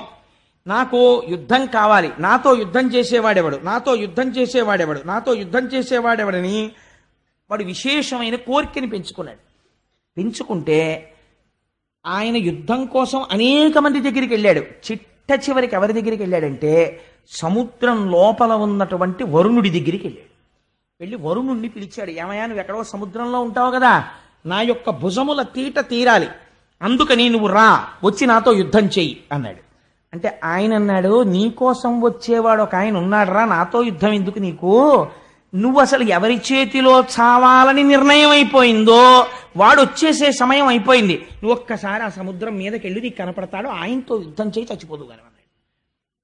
నిర్ణయం అయిపోయిందన్నమాట వరుణుడు ఎలా చెప్పగలిగాడు అంటే దీని వెనకకి మళ్ళీ ఇంకొక ఆఖ్యానం కలుస్తుంది. ఈ భద్రాభద్రులనేటటువంటి రుద్రగణములు చూసి వీళ్ళ యందు ఉగ్రమైనటువంటి బిడ్డలు పుట్టాలని ఎప్పుడైతే నిర్ణయం జరిగిందో, ఎంత శివకేశవ అభేదంగా నడుస్తుందో చూడండి పురాణం. శ్రీ మహావిష్ణువు దగ్గర ఇద్దరు పార్షదులు ఉన్నారు, జయ విజయులని. వైకుంఠంలో వాళ్ళిద్దరు ద్వారం దగ్గర నిలబడతారు. అంటే 7 ద్వారములు ఉంటాయి. 7వ ద్వారం దాటితే లోపల ఇంకా స్వామి దర్శనం అవుతుంది. 7వ ద్వారానికి అటు ఇటు నిలబడి ఉన్నారు. నిలబడి ఉంటే సనక సనందనాదులు లోపలికి వెళ్ళారు. వైకుంఠానికి ఉన్న గొప్పతనమేమి అంటే ఒక విషయం చెప్పారు. అందులో ఆ వైకుంఠంలో ఉండేటటువంటి గోడలు మణులతో నిర్మించబడి ఉంటే లక్ష్మీదేవి తన చేతిలో పట్టుకున్నటువంటి కలువ పువ్వుతో ఆ గోడల్ని తుడుస్తూ ఉంటుంది. అంటే మనం కూడా ఇంటిలో ఇంటీరియర్ డెకరేషన్ ఎలా చేసుకుంటామో అలా ఉంటుంది. అసలు అక్కడ పాపచిత్తుడు, మాయ కలిగిన వాడు, చిత్తుల మారి హృదయమునందు నైర్మల్యము లేనివాడు అందులో ప్రవేశించడు. ఎప్పుడు భగవంతుని యందు భక్తి కలిగిన వాళ్ళు అందులో తిరుగుతూ ఉంటారు. అక్కడ జయ విజయులు నిలబడి ఉన్నారు కాపలాగా. నిలబడి ఉంటే 6 ద్వారములు దాటి సనక సనందనాదులు వెళ్ళారు. వాళ్ళు మహాజ్ఞానులు, నిరంతరము భగవంతుని యొక్క పాదముల యందు భక్తితో ఉండేటటువంటి స్వరూపం ఉన్నవారు. వారు వెళ్ళి 7వ ఆ ద్వారం దగ్గరికి వెళ్ళి నిలబడ్డారు. నిలబడితే జయ విజయులు అన్నారు, లోపలికి వెళ్ళడానికి వీలు లేదు అన్నారు. అంటే ఆ మాత్రానికి కోపం వచ్చేస్తుందండి.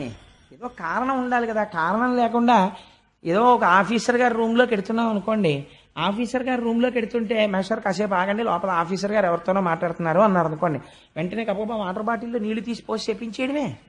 దానికి లోపల ఎవరితోనో మాట్లాడుతున్నారంటే కాసేపు కూర్చోవాలి, ఆగాలి, లేకపోతే విజిటర్స్ స్లిప్ పంపించాలి.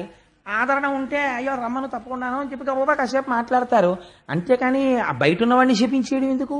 మరి సనక సనందనాథులు వెంటనే జై విజయుల్ని శపించేస్తే అది అర్థరహితమైన విషయమా కాదా పురాణంలో? ఇంకా వాళ్ళేం బ్రహ్మజ్ఞానులండి? వాళ్ళు శపించడానికి ఒక కారణం ఉండాలి. వాళ్ళు ఆ కారణం చూపించారు. వాళ్ళు అన్నారు ఇది వైకుంఠం, వైకుంఠమునందు మాత్సర్యం ఉండదు. ఇక్కడ ఎవ్వరూ కూడా ఒకరి మీద ఒకరికి మత్సరం ఉండదు. అసలు ఎవరి మీద ఎవరికి పగ ఉండదు. కాబట్టి ఎవరి మీద ఎవరికి ప్రతీకారం ఉండదు. ఇక్కడ ఎవరు ఎవరికి హాని చెయ్యరు. ఎవరు హాని చేసేవాళ్ళు లేనప్పుడు లోపలికి వెళ్ళి ఈశ్వరుణ్ణి దర్శించుకోవడానికి మెటల్ డిటెక్టర్లు పరీక్షలు ఎందుకు? మమ్మల్ని ఎందుకు ఆపినట్టు? పోనీ లోపల ఉన్నాయన ఏమైనా విజిటింగ్ అవర్స్ పెట్టాడా?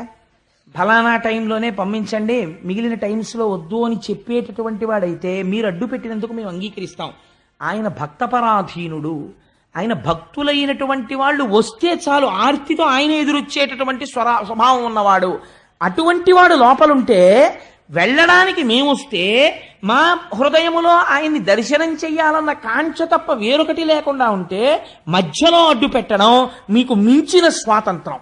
మీ మించిన స్వాతంత్రానికి మీరు పోయారు కాబట్టి, మత్సరము లేని చోట మత్సరాన్ని సృష్టిస్తున్నారు కాబట్టి, ఏది ఎక్కడ ఉండకూడదో దాన్ని మీరు చూడటం మొదలు పెట్టారు కాబట్టి అది ఎక్కడ పుష్కలంగా దొరుకుతుందో ఆ భూలో కనిగొన్నారు అనేటప్పటికీ వాళ్ళిద్దరూ కాళ్ళ మీద పడి పెద్ద ఏడుపు మొదలెట్టారు. ఇప్పుడు శ్రీమన్నారాయణుడు బయటకు వచ్చారు. స్వామి బయటికి వస్తే ఎలా ఉంటుందండి?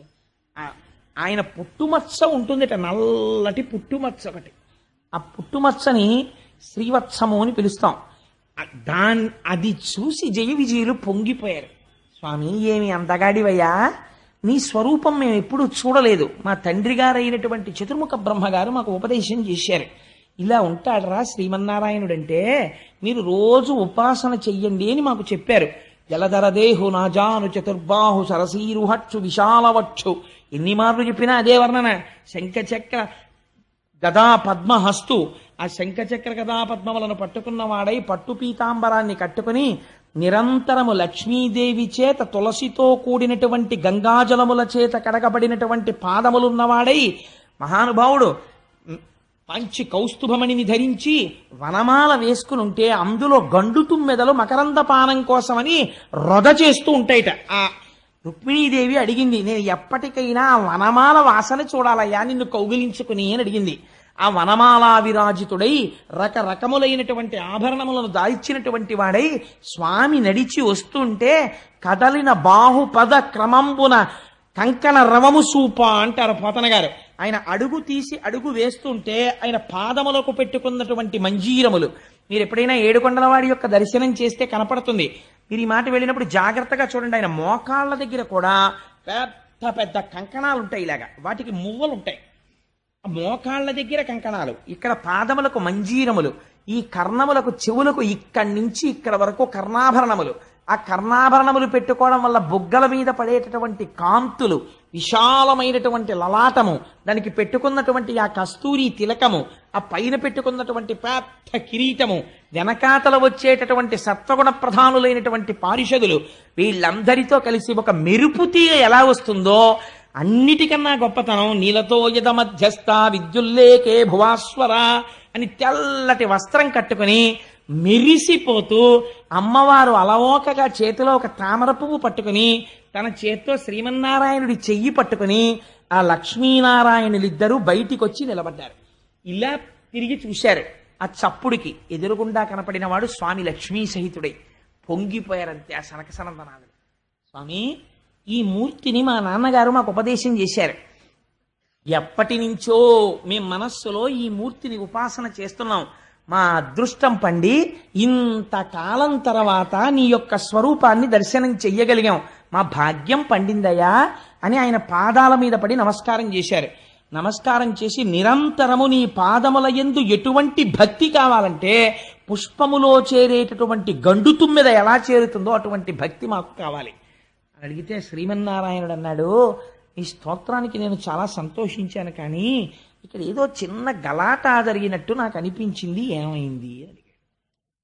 వాళ్ళు అన్నారు, స్వామి మేము తప్పే చేశామో ఒప్పే చేశామో మాకు తెలియదు, కానీ మేము లోపలికి వస్తున్నప్పుడు 7వ ద్వారం దగ్గర ఈ పారిషదులు అడ్డు పెట్టారు.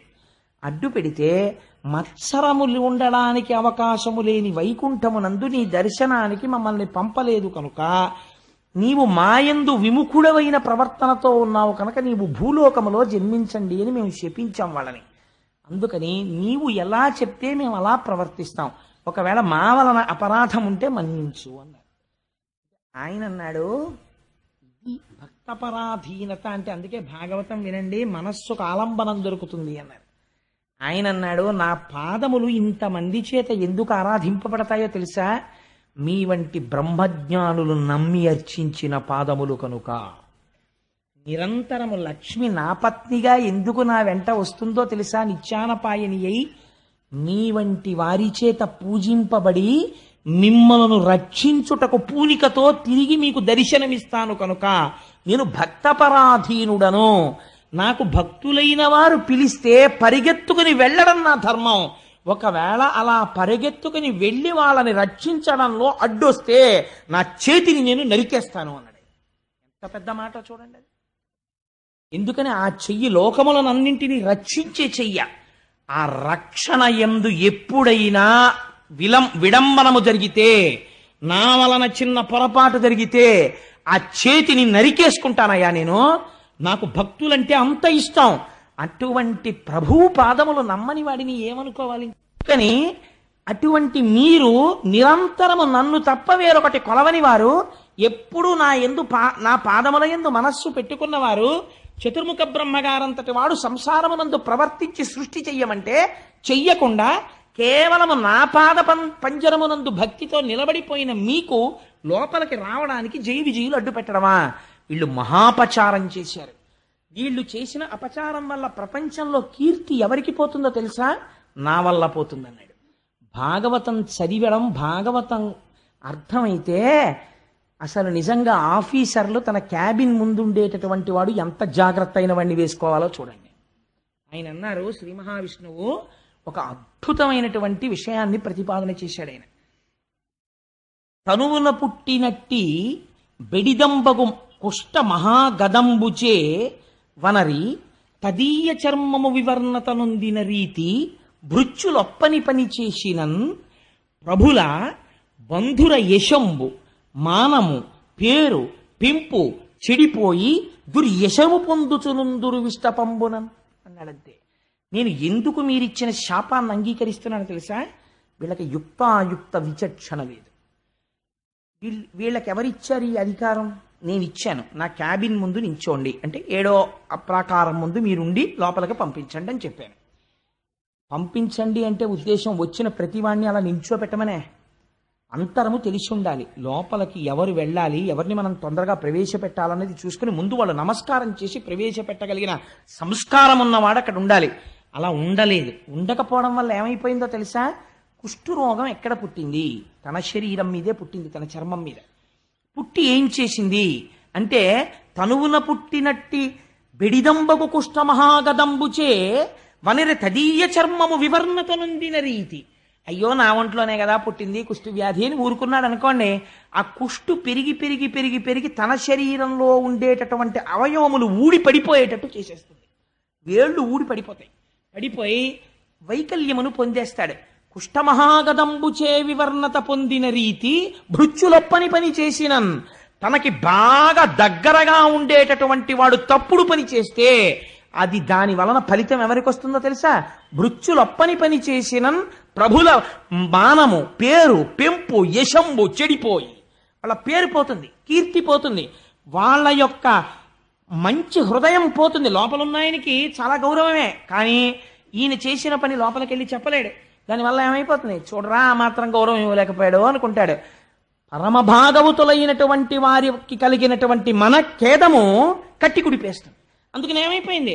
ఇంకా నేను లోపల ఉన్నది ఎందుకు? మీలాంటి వాళ్ళని కాపాడడానికి. కానీ ఎవరు అడ్డుపడ్డారు? వీళ్ళు అడ్డుపడ్డారు ఇప్పుడు. కాబట్టి వీళ్ళు ఏం చేశారు? తన శరీరమునందు పుట్టిన కుష్టు తనని పాడు చేసినట్టు నేను వీళ్ళకి పదవిని ఇస్తే వీళ్ళ పదవిని అడ్డు పెట్టుకుని నాకే తప్పు పేరు తీసుకొస్తున్నారు. జయ విజయ సనక సనందనాదులకు వైకుంఠమునందు ప్రవేశము లేదు. ఇప్పుడు భక్త కోటి నన్ను ఎలా విశ్వసిస్తుంది? అంత నమ్ముకున్న సనక సనందనాదులకే ప్రవేశం లేదే, ఇంకా మాబోటి గాళ్ళకి శ్రీమన్నారాయణ దర్శనం అవుతుందా అని విముఖులైపోతారు. లోకము పాడైపోతుంది. నేను భక్త పరాధీనుడను.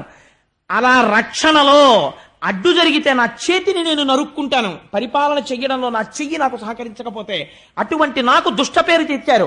కాబట్టి వీళ్ళని మీరు శపించడం కాదు, నేను చెప్తున్నాను. 3 జన్మలు మునులార అనఘుడు భగవంతుండిట్లనియన్.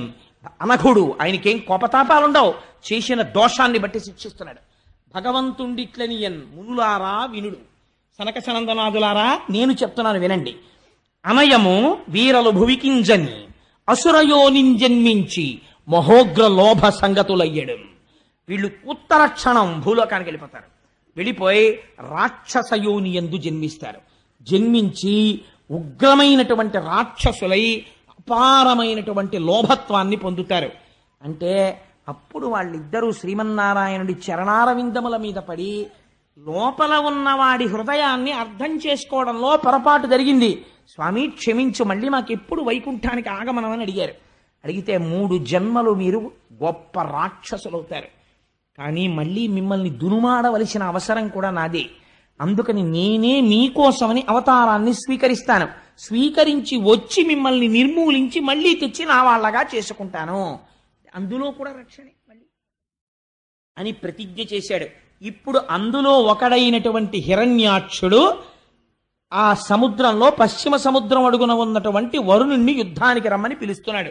ఈ యజ్ఞవరాహమూర్తి జన్మించినప్పుడు, ఆయన అవతారము వచ్చినప్పుడు ఆ వరుణుడు అన్నాడు, ఇదిగో సముద్ర జలాల మీద ఒక కొత్త భూతం ఒకటి వచ్చింది, నువ్వు దాంతో యుద్ధం చెయ్యి అన్నాడు. అంటే వీడు గబగబా పైకొచ్చాడు. అప్పటికి యజ్ఞవరాహమూర్తి వచ్చారు. సాధారణంగా మనకి యజ్ఞవరాహమూర్తిని ఎక్కడైనా ఫోటో కానీ ఏదైనా చూసినప్పుడు ఒక పంది స్వరూపాన్ని వేసి దాని మూపు మీద 2 కోరల మధ్యలో భూమిని ఎత్తుతున్నట్టుగా వేస్తారు కదండి. కానీ అలాగా ఉండరు పరమాత్మ. యజ్ఞవరాహమూర్తి అంటే ఎవరో తెలుసా అండి? యజ్ఞవరాహమూర్తి యొక్క వర్ణన విన్నా, యజ్ఞవరాహమూర్తి యొక్క ఆవిర్భావమును విన్నా ఉత్తర క్షణంలో కొన్ని కోట్ల జన్మల పాప సంచయము దగ్ధమైపోయి కృష్ణ భక్తి కలుగుతుంది. ఇందుచేత విష్ణు సహస్రనామ స్తోత్రంలో ఒక నామం ఉంది. యజ్ఞో యజ్ఞపతిర్యజ్వా యజ్ఞాంగో యజ్ఞవాహన యజ్ఞభృత్యజ్ఞకృత్యజ్ఞీ యజ్ఞభుక్యజ్ఞసాధన యజ్ఞాంతకృత్యజ్ఞగుహ్యం అన్నమన్నాదయేవచ అని. ఆ వచ్చిన వరాహమూర్తి ఎవరో తెలుసా అండి? యజ్ఞస్వరూపము వరాహమై వచ్చినది. అది విచిత్రం. యజ్ఞము దేన్ని ఆధారంగా చేస్తారు? వేదము ఆధారమై ఉంటుంది. ఆ వేదము ఆయన శరీరమైంది. ఇప్పుడు వేదములో చతుర్హోత్రము అనబడేటటువంటి ఒక క్రియాకలాపం చేస్తారు. అవే ఆయన యొక్క 4 కాళ్ళయ్యి. యజ్ఞము చేసేటప్పుడు సృక్కు స్రవము అని 2 పట్టుకుంటారు. మీరు ఎప్పుడైనా చూసుంటారు. సృక్కని ఒక చెక్కతో చేసింది ఉంటుంది, చిన్న మూతి ఉంటుంది దానికి. ఆ నేతిలో ముంచి ఇలా వేస్తుంటారు. ఆ సృక్కు స్రవం అని ఉంటుంది. పూర్ణాహుతి చేసేటప్పుడు ఆ స్రవం మీద పెట్టి సృక్కుతో పట్టుకుని వదిలిపెట్టేస్తారు మూటని. ఆ సృక్కు స్రవము ఈ 2 కూడా స్వామివారి యొక్క 2 దంష్ట్రలయ్యాయి. అందులో యజ్ఞం చేసేటప్పుడు బ్రహ్మస్థానమునందు పెట్టేటటువంటి పాత్ర ఆయన యొక్క నాసిక అయింది. అలాగే సోమరసాన్ని తీసుకొచ్చి పాత్రలో పెట్టేటటువంటి స్థానము ఆయన యొక్క చెవి రంధ్రమైంది, కర్ణరంధ్రమైంది. హవిస్సుని వేయడం కోసం అని చెప్పి హవిస్సు పెట్టేటటువంటి పాత్ర ఉంటుంది. అంటే చెరువు అంటారు. ఓ పిండి ముద్ద లాంటిది ఒకటి వండుతారు. ఇది పూర్తిగా వాడకూడదు, యజ్ఞంలో కొంత ఉంచాలి, ఇంకా ఆ పాత్రలో మిగలాలి. ఆ చెరువు వండుతారు, పిండి ముద్ద లాంటిది. ఆ పిండి ముద్ద లాంటి దాన్ని ఉంచేటటువంటి పాత్ర ఉంటుంది, దాన్ని ఇడా అని పిలుస్తారు. ఆ ఇడా యజ్ఞవరాహము యొక్క ఉదర భాగమైనది. ఆయనకి ఆ యజ్ఞములో వాడేటటువంటి కొన్ని మంత్రములు ఆయన కంఠసీమగా మారినవి. యజ్ఞము చేసేటప్పుడు పైకి వచ్చేటటువంటి అగ్నిహోత్రము స్వాహాకారంతో అగ్నిహోత్రంలో వేస్తుంటే ఆ అగ్నిహోత్రము ద్వారా దేవతలు పుచ్చుకుంటుంటారు. ఆ అగ్నిహోత్రమే ఆయన నోటి నమలుడుగా మారినది. ఇలా నవ్వులుతున్నాడు ఆయన. ఇలాంటి స్వరూపంతో యజ్ఞము యొక్క స్వరూపము వరాహ స్వరూపమును పొందినది. వరాహం అంటే ఏమిటో తెలుసా అండి? పరమోత్కృష్టమైన రోజు. ఏ రోజు నీ జీవితంలో ఈ యజ్ఞవరాహం విన్నావో అదే నీ జీవన యాత్రలో కొన్ని కోట్ల జన్మలలో పరమోత్కృష్టమైన రోజు. అది యజ్ఞవరాహమూర్తి యొక్క ఆవిర్భావ దినము. కాబట్టి ఇటువంటి స్వరూపంతో ఆయన దర్శనమిచ్చాడు. దర్శనమిచ్చి పెద్ద హుంకారం చేశాడు. ఆ హుంకారం విని ఋషులు ఒక్కసారి ఆశ్చర్యపోయారు. ఎక్కడిది ఈ హుంకారం అనుకున్నారు. స్వామి వంక చూశారు. గుర్ర్ గుర్ర్ గుర్ర్ అని శబ్దం చేస్తున్నాడు. అలాగే వర్ణించారు వ్యాసుల వారు. పెద్ద శబ్దం చేస్తూ అడుగులు తీసి అడుగులు వేస్తూ నడుస్తోంది ఆ యజ్ఞవరాహం. ఇప్పుడు ఆయన్ని స్తోత్రం చెయ్యాలి. ఎక్కడి నుంచి స్తోత్రం చేస్తారు? అందుకని ఋగ్వేదంలోంచి, యజుర్వేదంలోంచి, సామవేదంలోంచి ఋషులందరూ నిలబడి సూక్తములను వల్లిస్తున్నారు. వల్లిస్తూ ఆ యజ్ఞవరాహానికి నమస్కారం చేస్తున్నారు. ఆ యజ్ఞవరాహం అడుగులు తీసి అడుగులు వేస్తూ సముద్రంలోకి ప్రవేశించింది. ప్రవేశించి తన నాసికతోటి, తన ఆ మూపుతోటి కెలుకుతోంది. దేనికి? పృథివికి వాసన ఉంటుంది. అందుకని వాసన బట్టి పట్టుకుందాం భూమి ఎక్కడ పడిపోయిందోనని ఆ నీటిలో వెతుకుతోంది. వెతుకుతున్నప్పుడు ఆ మూపురానికి తగలటం లేదు. భూమి నీటితో నిండిపోతోంది ముఖమంతాను. ఒక్కసారి పైకెత్తి ఆ నెయ్యి, యజ్ఞంలో వాడే నెయ్యి ఆయన కన్ను, ఒక్కసారి ఆ కనురెప్పలు పైకెత్తి చిట్లించి ఇటు అటు గుర్రమంటూ మెడ విప్పుతోంది. మెడ విసురుతోంది. విసిరినప్పుడు ఆ జూల్లోంచి నీళ్లు లేచి పడుతున్నాయి. మహర్షులు, చతుర్ముఖ బ్రహ్మ అందరూ వెళ్ళి దాని కింద తలబెట్టారు. ఆయన మించి పడినటువంటి నీటి కోసమని. ఈ కంటితో చూడరాని పరమాత్మ యజ్ఞవరాహంగా వచ్చారు. ఇవాళ ఆ నీటితో తడుస్తున్నారు. ఆయన వెతికి వెతికి వెతికి వెతికి భూమిని పట్టుకున్నారు. పట్టుకుని దాన్ని మూపు మీదకి ఎత్తుకుని ఆ రెండు దంష్టల మధ్యలో ఇరికించి దాన్ని పైకెత్తారు. పైకెత్తి ఇలా చూపించారు. చూపించేటప్పటికి ఋషులందరూ స్తోత్రం చేశారు. ఇప్పుడు మహానుభావుడు స్వయంభవ మనువు తన భార్యతో కలిసి స్తోత్రం చేశాడు. ఏమి గొప్పతనమయ్యా మహానుభావా! ఈ ప్రజలు ప్రాణులు నిలబడడానికి భూమి లేదు, రసాతలంలో పడిపోయిందంటే యజ్ఞవరాహమూర్తి వయ్యొచ్చి భూమండలాన్ని పైకెత్తావు, పైకెత్తి తీసుకొచ్చావు. ఇప్పుడు దీన్ని నిలబెట్టాలి. ఎలా నిలబడుతుంది ఇప్పుడు ఇది? దీనికి ఆధార శక్తినిచ్చాడు. నిలబడ్డానికి నీటిలో ఆధార శక్తినిచ్చి మూపురం మీద ఇలా ఉంచి కింద పెట్టాడు. కింద పెట్టి మూపురాన్ని పైకెత్తి నిలబడ్డాడు. ఇలా భూమండలాన్ని గోళ రూపంలో పైకెత్తితేట పుడమి తల్లి పొంగిపోయిందిట భూదేవి. ఆహా, ఏమి అదృష్టం, నా అదృష్టం, నా స్వామిని తన మూపురంతో పైకెత్తాడని గాఢంగా ఆలింగనం చేసుకుందిట. తత్ఫలితమే నరకాసురుడు జన్మించాడు. అది ఎందుకు అలా పుట్టాడో, ఎందుకు భూదేవి సత్యభామగా వచ్చిందో అక్కడ చెప్తాను ఆ విశేషాలు. దశమస్కంధం దాటుతున్నప్పుడు చెప్తాను, ఇప్పుడు చెప్పడం కుదరదు. అందుకని ఆ యజ్ఞవరాహమూర్తి రూపంలో పైకెత్తాడు. పైకెత్తి ఆ భూమిని, ఆ ఆధార శక్తినిచ్చి నిలబెడితే వీళ్ళందరూ స్తోత్రం చేసి, అయ్యా ఈ కంటికి కనపడనటువంటి వాడివి, జన్మనెత్తవలసిన అవసరం లేని వాడివి, ఒక స్వరూపమును పొందవలసిన రూపము లేని వాడివి, చతుర్ముఖ బ్రహ్మనంతటి వాడిని తపించని సృష్టి చేయించిన వాడివి, ఇవాళ మైథున సృష్టి కొనసాగి ప్రాణులు నిలబడ్డానికి ఆధారభూతమైన భూమిని పైకి తీసుకొచ్చి నిలబెట్టి మహోపకారం మొట్టమొదట చేశావు. ఇటువంటి యజ్ఞవరాహమూర్తికి మా నమస్కారం అని ఆయన పాదములకు శిరస్సులు ఉంచి నమస్కరించి మనఃపుష్పములను ఆయన పాదముల మీద వేశారు. వేస్తే స్వామి వారందరికీ అభయిస్తున్న సమయంలో ఈ హిరణ్యాక్షుడు యుద్ధానికి వచ్చాడు. ఇద్దరి మధ్య భయంకరమైనటువంటి యుద్ధం జరిగింది. ఆశ్చర్యం ఏమిటో తెలుసా అండి? వాడేం సామాన్యమైన శక్తివంతుడు కాడు. యజ్ఞవరాహమూర్తి శరీరంలోంచి నెత్తురు కారేటట్టు కొట్టాడు వాడు. ఒక స్థితిలో ఎంత చిత్రం జరిగిందంటే, హిరణ్యాక్షుడు ప్రయోగించినటువంటి గదా ప్రహారమునకు స్వామి చేతిలో గద జారి కింద పడిపోయింది.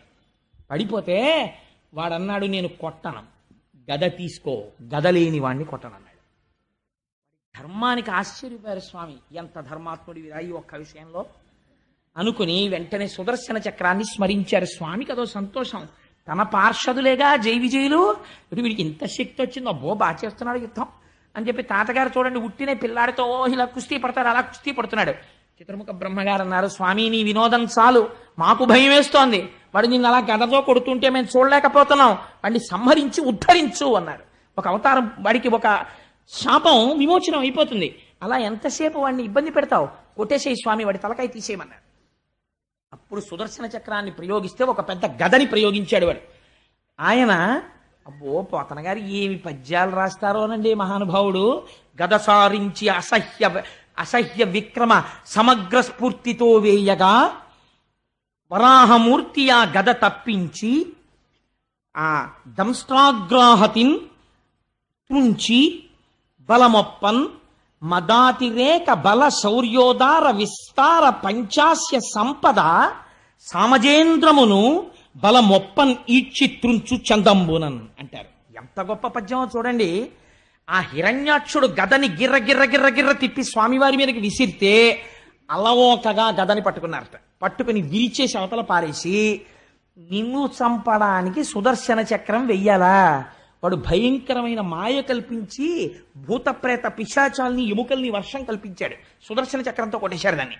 కొట్టి ఆఖరణ ఇంకా ఎంతసేపు వినోదం స్వామి, వాడిని నిగ్రహించమన్నారు.